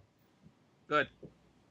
So we have a yes and a no. Frank, Bryon, don't all vote at one time. Oh, I'm sorry. Thought we were going in a cycle. Let the old man go. Jesus, I threw out a choice I thought would be an easy yes or no. Yeah. Because it is a horror movie. It's not a monster movie. We do have some other ones on the list that fall into the same category. Well, Pennywise turns into like the big spider at the end. It's true. Oh, it turns into supposedly whatever your fear is or whatever. I don't know. Yeah, but that's like its true form at the end is the big spider. Because Stephen King isn't that creative. For my next book, I will have a lamp monster. Nah. I'm going to say no. Frank? No. All right, he's out. Frank, your choice. We got 2 more spots to fill. I'm calling the giant ants from Them. Now, would it be giant ants or just one giant ant? Ants, plural. That seems to create an unfair advantage. Well, you didn't argue the gremlins. No, I didn't, but that's because they could be killed really easily, probably. Well, ants always come in plurals. You never have just one ant. You might if it's the advanced scout, and if you fuck him up, the rest of the ants are like, oh shit, Jeffy didn't come back. We can't fucking go into that place because that guy got fucking wiped out, probably. So I'm not going to that guy's house. Fuck that. That picnic ain't worth it. And then they go and rob somebody else's picnic. Actually, they can't do that. They have to follow the leader. Frank, did you sit on your balls again? Yes, I did. Ants have to follow the leader.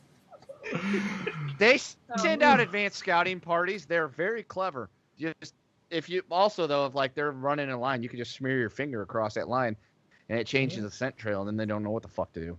They're also pretty stupid in that regards too. No, I saw the movie. They just go around. Like giant, super mutated, evolved ants, so they'd be smarter.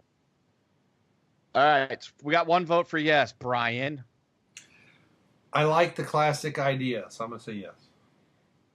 Alejandro. We needed more bugs anyway, so yes. All right, giant ants it is, because I was going to say yes as well. I just All wanted to right. shit. And number 30, it's up to me. Ooh, what do I want to pick? Die letzte kill- Eins. I'm going to go with a killer clown from outer space. No. Okay, so we got a yes and a no. Alejandro. Yes. Bryon. Ich weiß es nicht. Say yes. So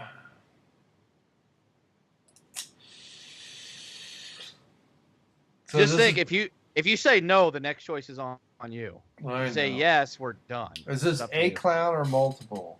Well, it's going to be one. There's Why a it says giant on the killer list. clown. That's why on the thing it says killer clown. Clown. Can we have the bozo looking one? Sure. I'll say yes. All right, there it is, the killer clown from outer space. We have our 30, ladies and gentlemen. We had 15 definites, and then we discussed the rest. If you don't like the fact that a choice didn't make it, well, you can't see the list. Only we can. So we'll just bitch at each other off air. Actually, I won't because I don't care. Because he's All right. Kendo Slice, and that's all there is to it. Pretty much. All right, so that was our Monster Rumble. Those 30 entrants will enter into a Rumble that you will see sometime in the future, probably about a month or so from now. No promises, but it'll be good. It'll be entertaining. It'll be a special episode that we will have just for you guys as we cover it live from the arena that it takes place in. And now, without further ado, we move on to our next area of the show. Something that we know quite well. We're going to call it Game Time with the Bullshitters, where we take something that they have on their show that they've played with each other, whether it's Fuck, Marry, Kill, movie plots explained badly, other various things, and I will quiz the gentleman, and it'll be up to them to get the answers correctly. If they get the answer right, they get a point. If they don't get the answer right, of course, they don't get a point. And at the end of like a monthly cycle, like women have, we will go ahead and give out a winner. This week, we played Fuck, Marry, Kill. The gentlemen, Bryon, Frank, and Alejandro will each... I will give them 3 women. They have to choose one to fuck, one to marry, one to kill. I have the correct answers right here because that makes it more fun. They have to think like me, and that's not something I would recommend anybody do. So, if they get the placement correct, they get a point. They also will get bonus points arbitrarily handed to them for creative ways of killing somebody. If it's really lame and really stupid, I reserve the right to take away points, Bryon. So, gentlemen, if you're ready, I will give you your first 3. I will give you 15 seconds to think about it, and then I will call on you one by one to have your answers given to me. I will write them down, and then once that round is finished, I'll tell you the correct answers. Any questions? No. Did not think so. Our first group, your choices are Zoe Saldana, Mila Kunis, and Natalie Portman. 15 seconds on the clock. Deliberate amongst yourselves. 4, 5, 6, 7, 8, 9, 10, 11, 12, 13, 14, 15. Bryon Lape. I don't know who the hell these people are. On the show. Oh, God damn. All right, so... Grandpa's off his meds again. I'm going to... Who was the third one? You had Zoe Saldana, Mina Kunis, and who? Natalie Portman. Portman. All right, I'm going to have to just whack her, and not in a good way. We're going to... I tell you what, we'll fill her with helium and let her float into the sky to explode at a high altitude. Oh, nice. Good job. We'll tag Zoe in the green paint because I'm that kind of guy, and we'll marry Mila. Okay. Not saying if that's right or not. I'm going to go ahead and say Frank. Okay. I will fuck Mila Kunis. I will marry Natalie Portman. And I will kill Zoe Saldana by launching her into the vacuum of space. Alejandro. All right, so I don't sound like I'm just copying here. I'm gonna marry Mila Kunis, fuck Natalie Portman, and Zoe Saldana. I will tie a bag of bricks to her feet and drop her off the Empire State Building. Okay, the correct answer is fuck Zoe Saldana, marry Mila Kunis, and kill Natalie Portman. Bryon Lape has a fucking perfect round. He scores 3 plus 1 because the idea of putting her full of helium and sending her up in the air is kind of funny because she'll float up there and then the helium will run out and she'll crash. Frank scores a big old fucking goose egg. Nice job. You could have got a bonus point with a creative kill. And then Beaner Joe, Alejandro, he scores 2 points because he got the Mila Kunis sprite, and you know what? A bunch of bricks and drop her off the Empire State Building. While kind of tame and lame, you could take out some innocent people below. So I'm going to go ahead and give you an extra point. Good job, pal. So after the first round, we got Bryon with 4, Alejandro with 2, Frank at 0. You're going to have to do some work for Frank. The next round, we have Keira Knightley, Jennifer Lawrence, and Karen Gillan. Deliberate. 1, 2, 3, 4, 5, 6, 7, 8, 9, 10. I don't remember 11. I don't remember 12. And then it's 13, 14, 5. Who's the third person again? Karen Gillan? Karen Gillan? No, you said Keira Knightley. Wait, you said Karen Gillan or Keira Knightley? Keira Knightley. Oh, okay. Keira Knightley. Jennifer Lawrence. Karen Gillan.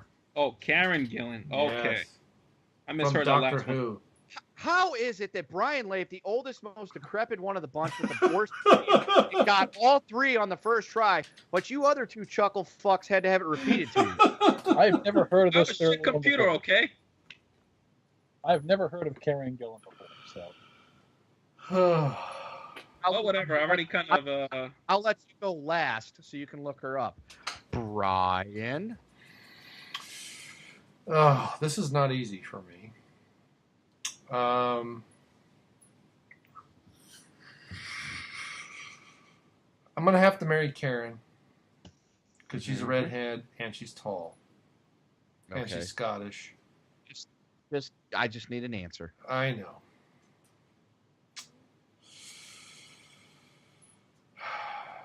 Then the other 2, it gets even more difficult because there's.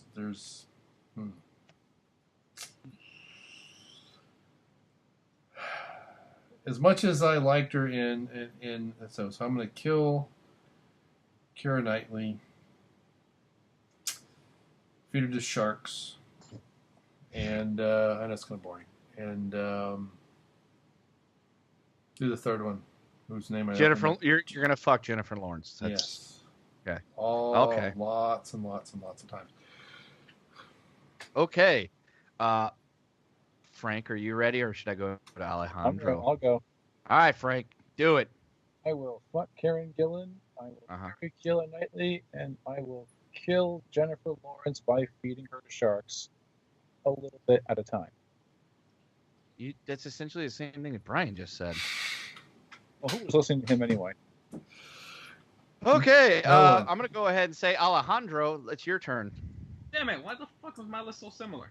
All right, so fuck Karen Gillan because I need to reproduce with a redhead at some point. Ew. I'd marry Keira Knightley because she's got to have an ass load of money. I mean, she's done all those pirate films, and I know that made a lot of shit. As far as killing Jennifer Lawrence, I'm hang her upside down from the top of a tree branch and start shooting arrows at her. Fuck you, Katniss. Very good. Nice. The correct answer is fuck Keira Knightley, marry Karen Gillan, and kill Jennifer Lawrence. Bryon, you picked up a point that round. Frank, you picked up a point that round. Alejandro, you picked up 2 points that round because the idea of shooting arrows at Jennifer Lawrence saying fuck you, Katniss made me smile, so you get an extra point. So after 2 rounds, it's Bryon 5, Alejandro 4, Frank 1. Round 3.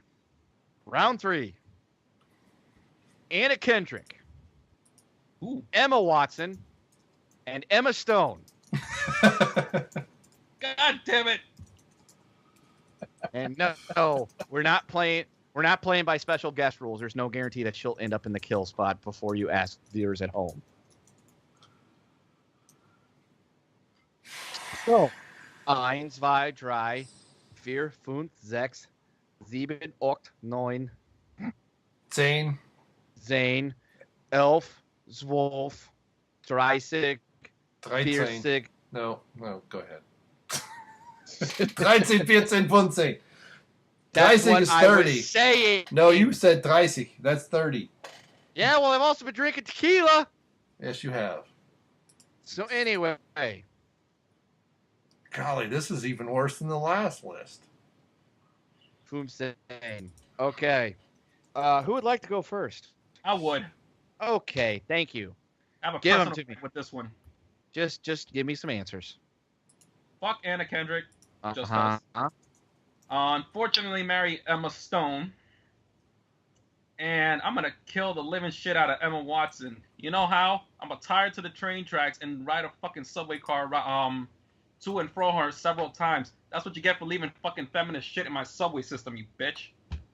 Okay. Easy, Very dude. angry. Very, very angry.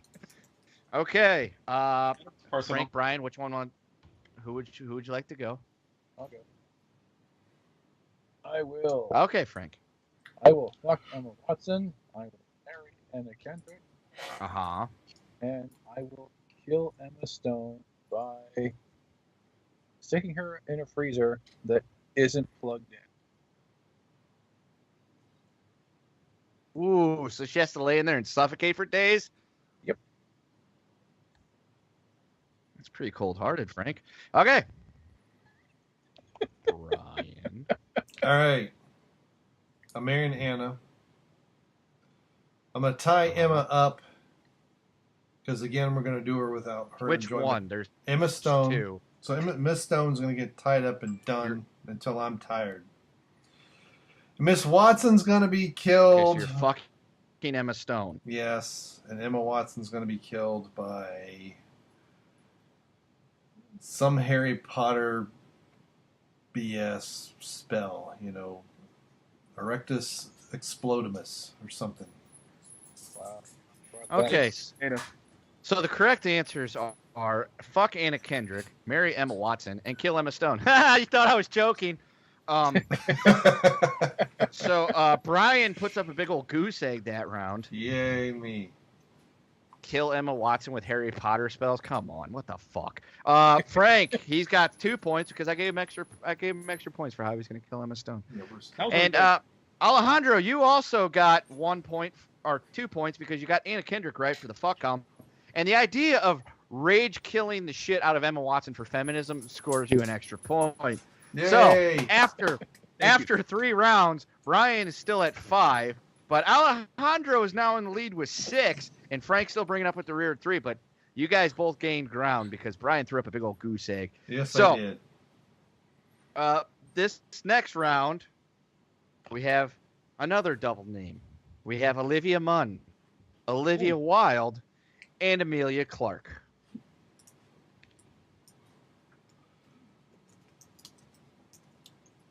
I'll start the count. Yeah, Clark. Amelia Clark. She plays she's the dragon lady person in Game of Thrones. She's been in Triassic Attack on the Sci-Fi. I think it was one of her first movies. It was great. Anytime you get some fucking red Indians resurrecting skeletal fossil dinosaurs to terrorize a town, you can't go wrong. So it was Olivia Wilde, Olivia Munn, and Olivia Clark. Yeah. Olivia Munn, Olivia Wilde, and Amelia Clark. Amelia Clark. Oh, E-M. E-M-I-L-I-A. Yeah. Ah, For the guy that's really likes BBC, you got some flat chicks that you're putting in this game several turns in a row here. I just pulled them off of a website. I know. I did not buy. Hmm. I just typed in fuck, marry, kill list suggestions, and I got a website that said the hardest ones to choose from. So I was like, that'll work, Yeah, that's definitely true. because I didn't feel like putting any effort into it at that point. All right, so anybody ready to go? I guess I could go. Frank said he'll go first. All right. So Frank, go. Alejandro, go ahead and chew on that pen for a second. Well, I am hungry. I will. Fuck Olivia Wilde. I will marry Amelia Clark, and I will kill Olivia Munn with a sack full of weasels. Woo! That's interesting. That's a new one. Alejandro. All right. So, as much as it pains me to do this, I will fuck Olivia Munn only because I want to fuck her in the Psylocke outfit. Emilia Clark, I would marry because she probably got to have a lot of money. And as much as it pains me to kill you, Olivia Wilde, I'm going to kill you in possibly a very nice fashion. I'm going to misdiagnose you after pretending to play house, and then I'm going to perform the wrong surgery on you. Whoops. Sorry. My mistake. Wow. Damn. All right, Bryon. All right, Amelia Clark. I'm going to kill her by tying her to a rock, smothering her in bacon grease, and feed her to the dragons and watch them eat her entrails out. Shit. I thought I was violent. Olivia Wilde, we're going to do it because she seems really, really crazy and in a good, sortish way. And Olivia Munn, I'm going to marry because anal. Damn.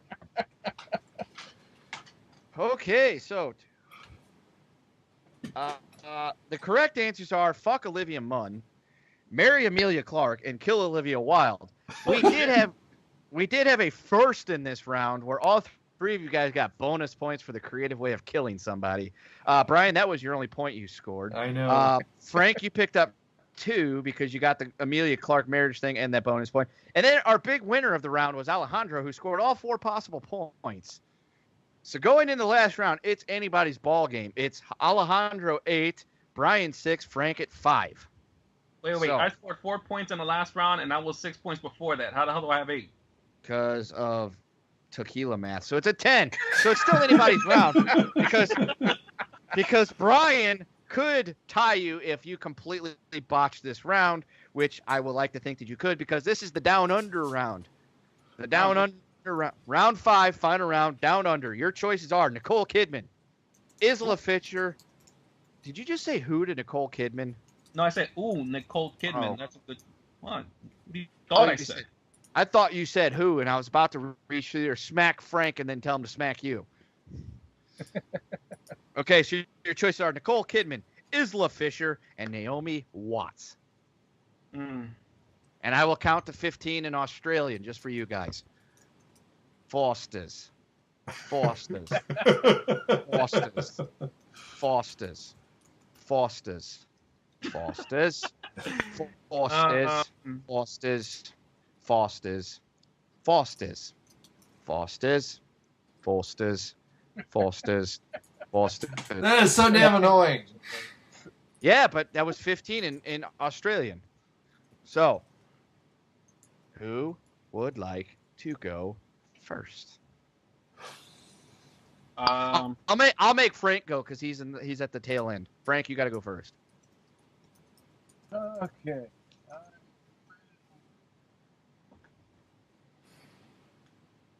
I will. Talk in your microphone. That's what you will do. Yeah. I will fuck Isla Fisher. I will marry and I will kill Nicole Kidman by making her get back together with Tom Cruise. Ooh, That is vicious.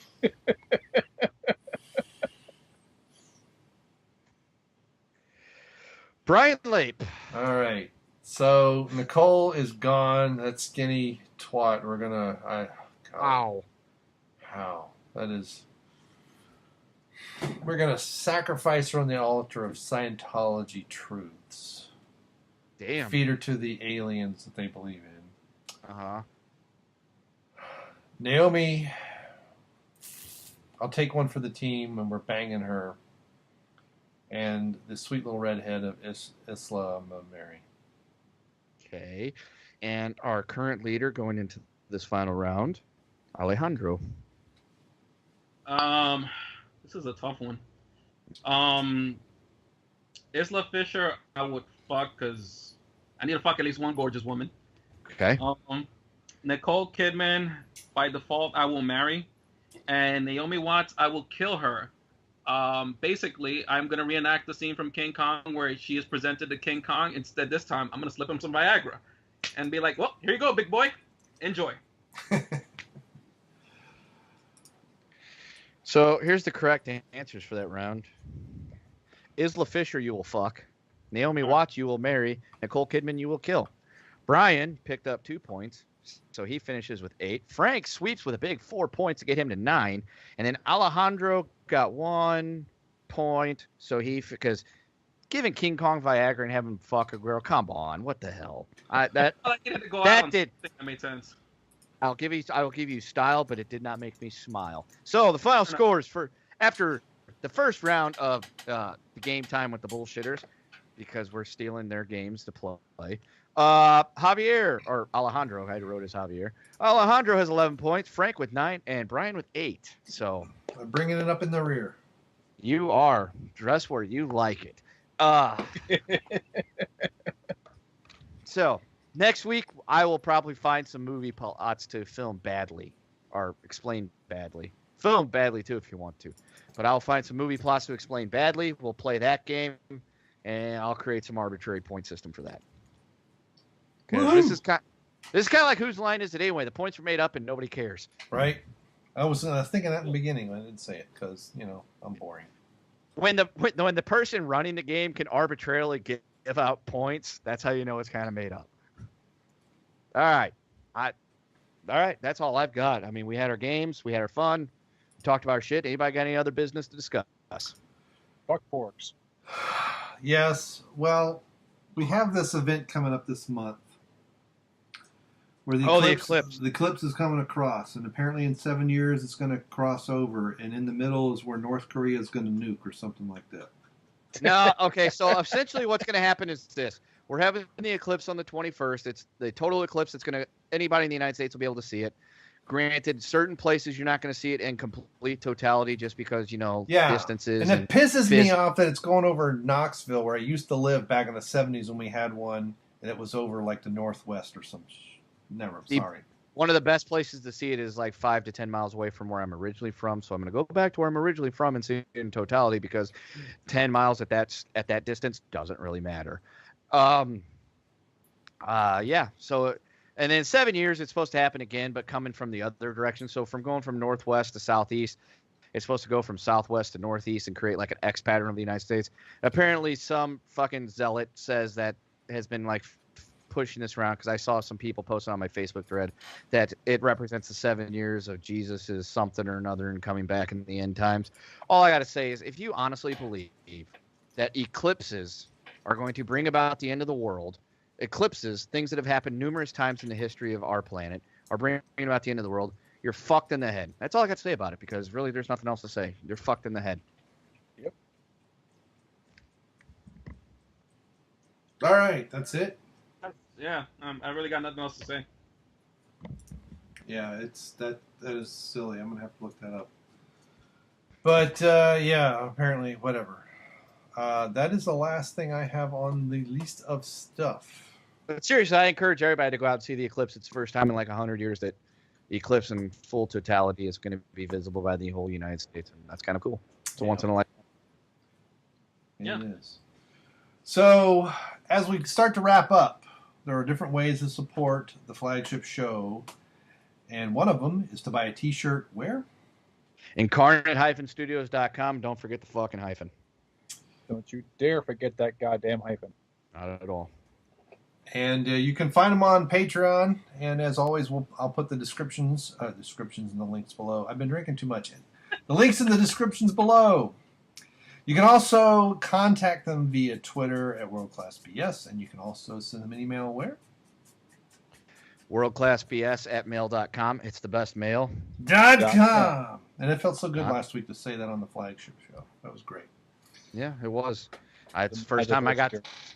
It was the first time I got to do it too, and I thought it was lovely. So last week we warm out with 3.5 hours of absolute craziness. Check it out. Almost 4. Yeah, it was almost 4, like 3 hours, 45 minutes. It did wear us out for the 9 last minutes. week's show, but LMP picked up the slack, and we got it done. So we'll link to all that stuff as well.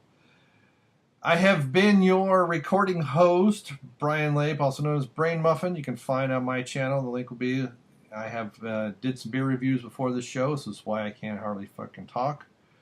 Joining me tonight has been the man who started all this craziness and had the idea, Mr. Kendo Slice. Kendo Slice, your friendly neighborhood sexual tyrannosaurus. And we've had the man from a different reality, Reality Frank. Fuck Porgs. And we've had our favorite New Yorker, Liquid Metal Pro. Spider-Man's a menace. I tell you, I'm a menace. We will see you next Friday as we discuss more things WCBS and whatever other Star Wars garbage that comes out this week, because that seems to be the topic du jour. We'll also, And I'll be... No, go. Yeah, we will also have our next game. Before we go, do we have a BBC this week or not? Oh, shit, I forgot. In honor of our 10th episode, I decided to pick a perfect 10. Sofía Really? Vergara. Oh, hell yeah. Yeah. Okay. So, welcome to the club, Sofía Vergara. You're probably the best, most awesomest, hottest entry we've had into the BBC so far. All right. We will get her in the thumbnail. All right. She's got it. She's got it in all the right places. In some places, she's got a lot. Yes, absolutely. Indeed. All right. So We almost forgot. Yeah, I almost did. You did mention it before, and then I almost forgot twice. So anyway, we are in the middle of signing off, so we will complete the sign off, and we will see you next week. And please check out the World Class Bullshitters main channel. Also, And Ring Rust. And also see here Kendo Slice and others on Ring Rust. We'll link to that as well. And we will see you next week. Bye. Fuckers. .com.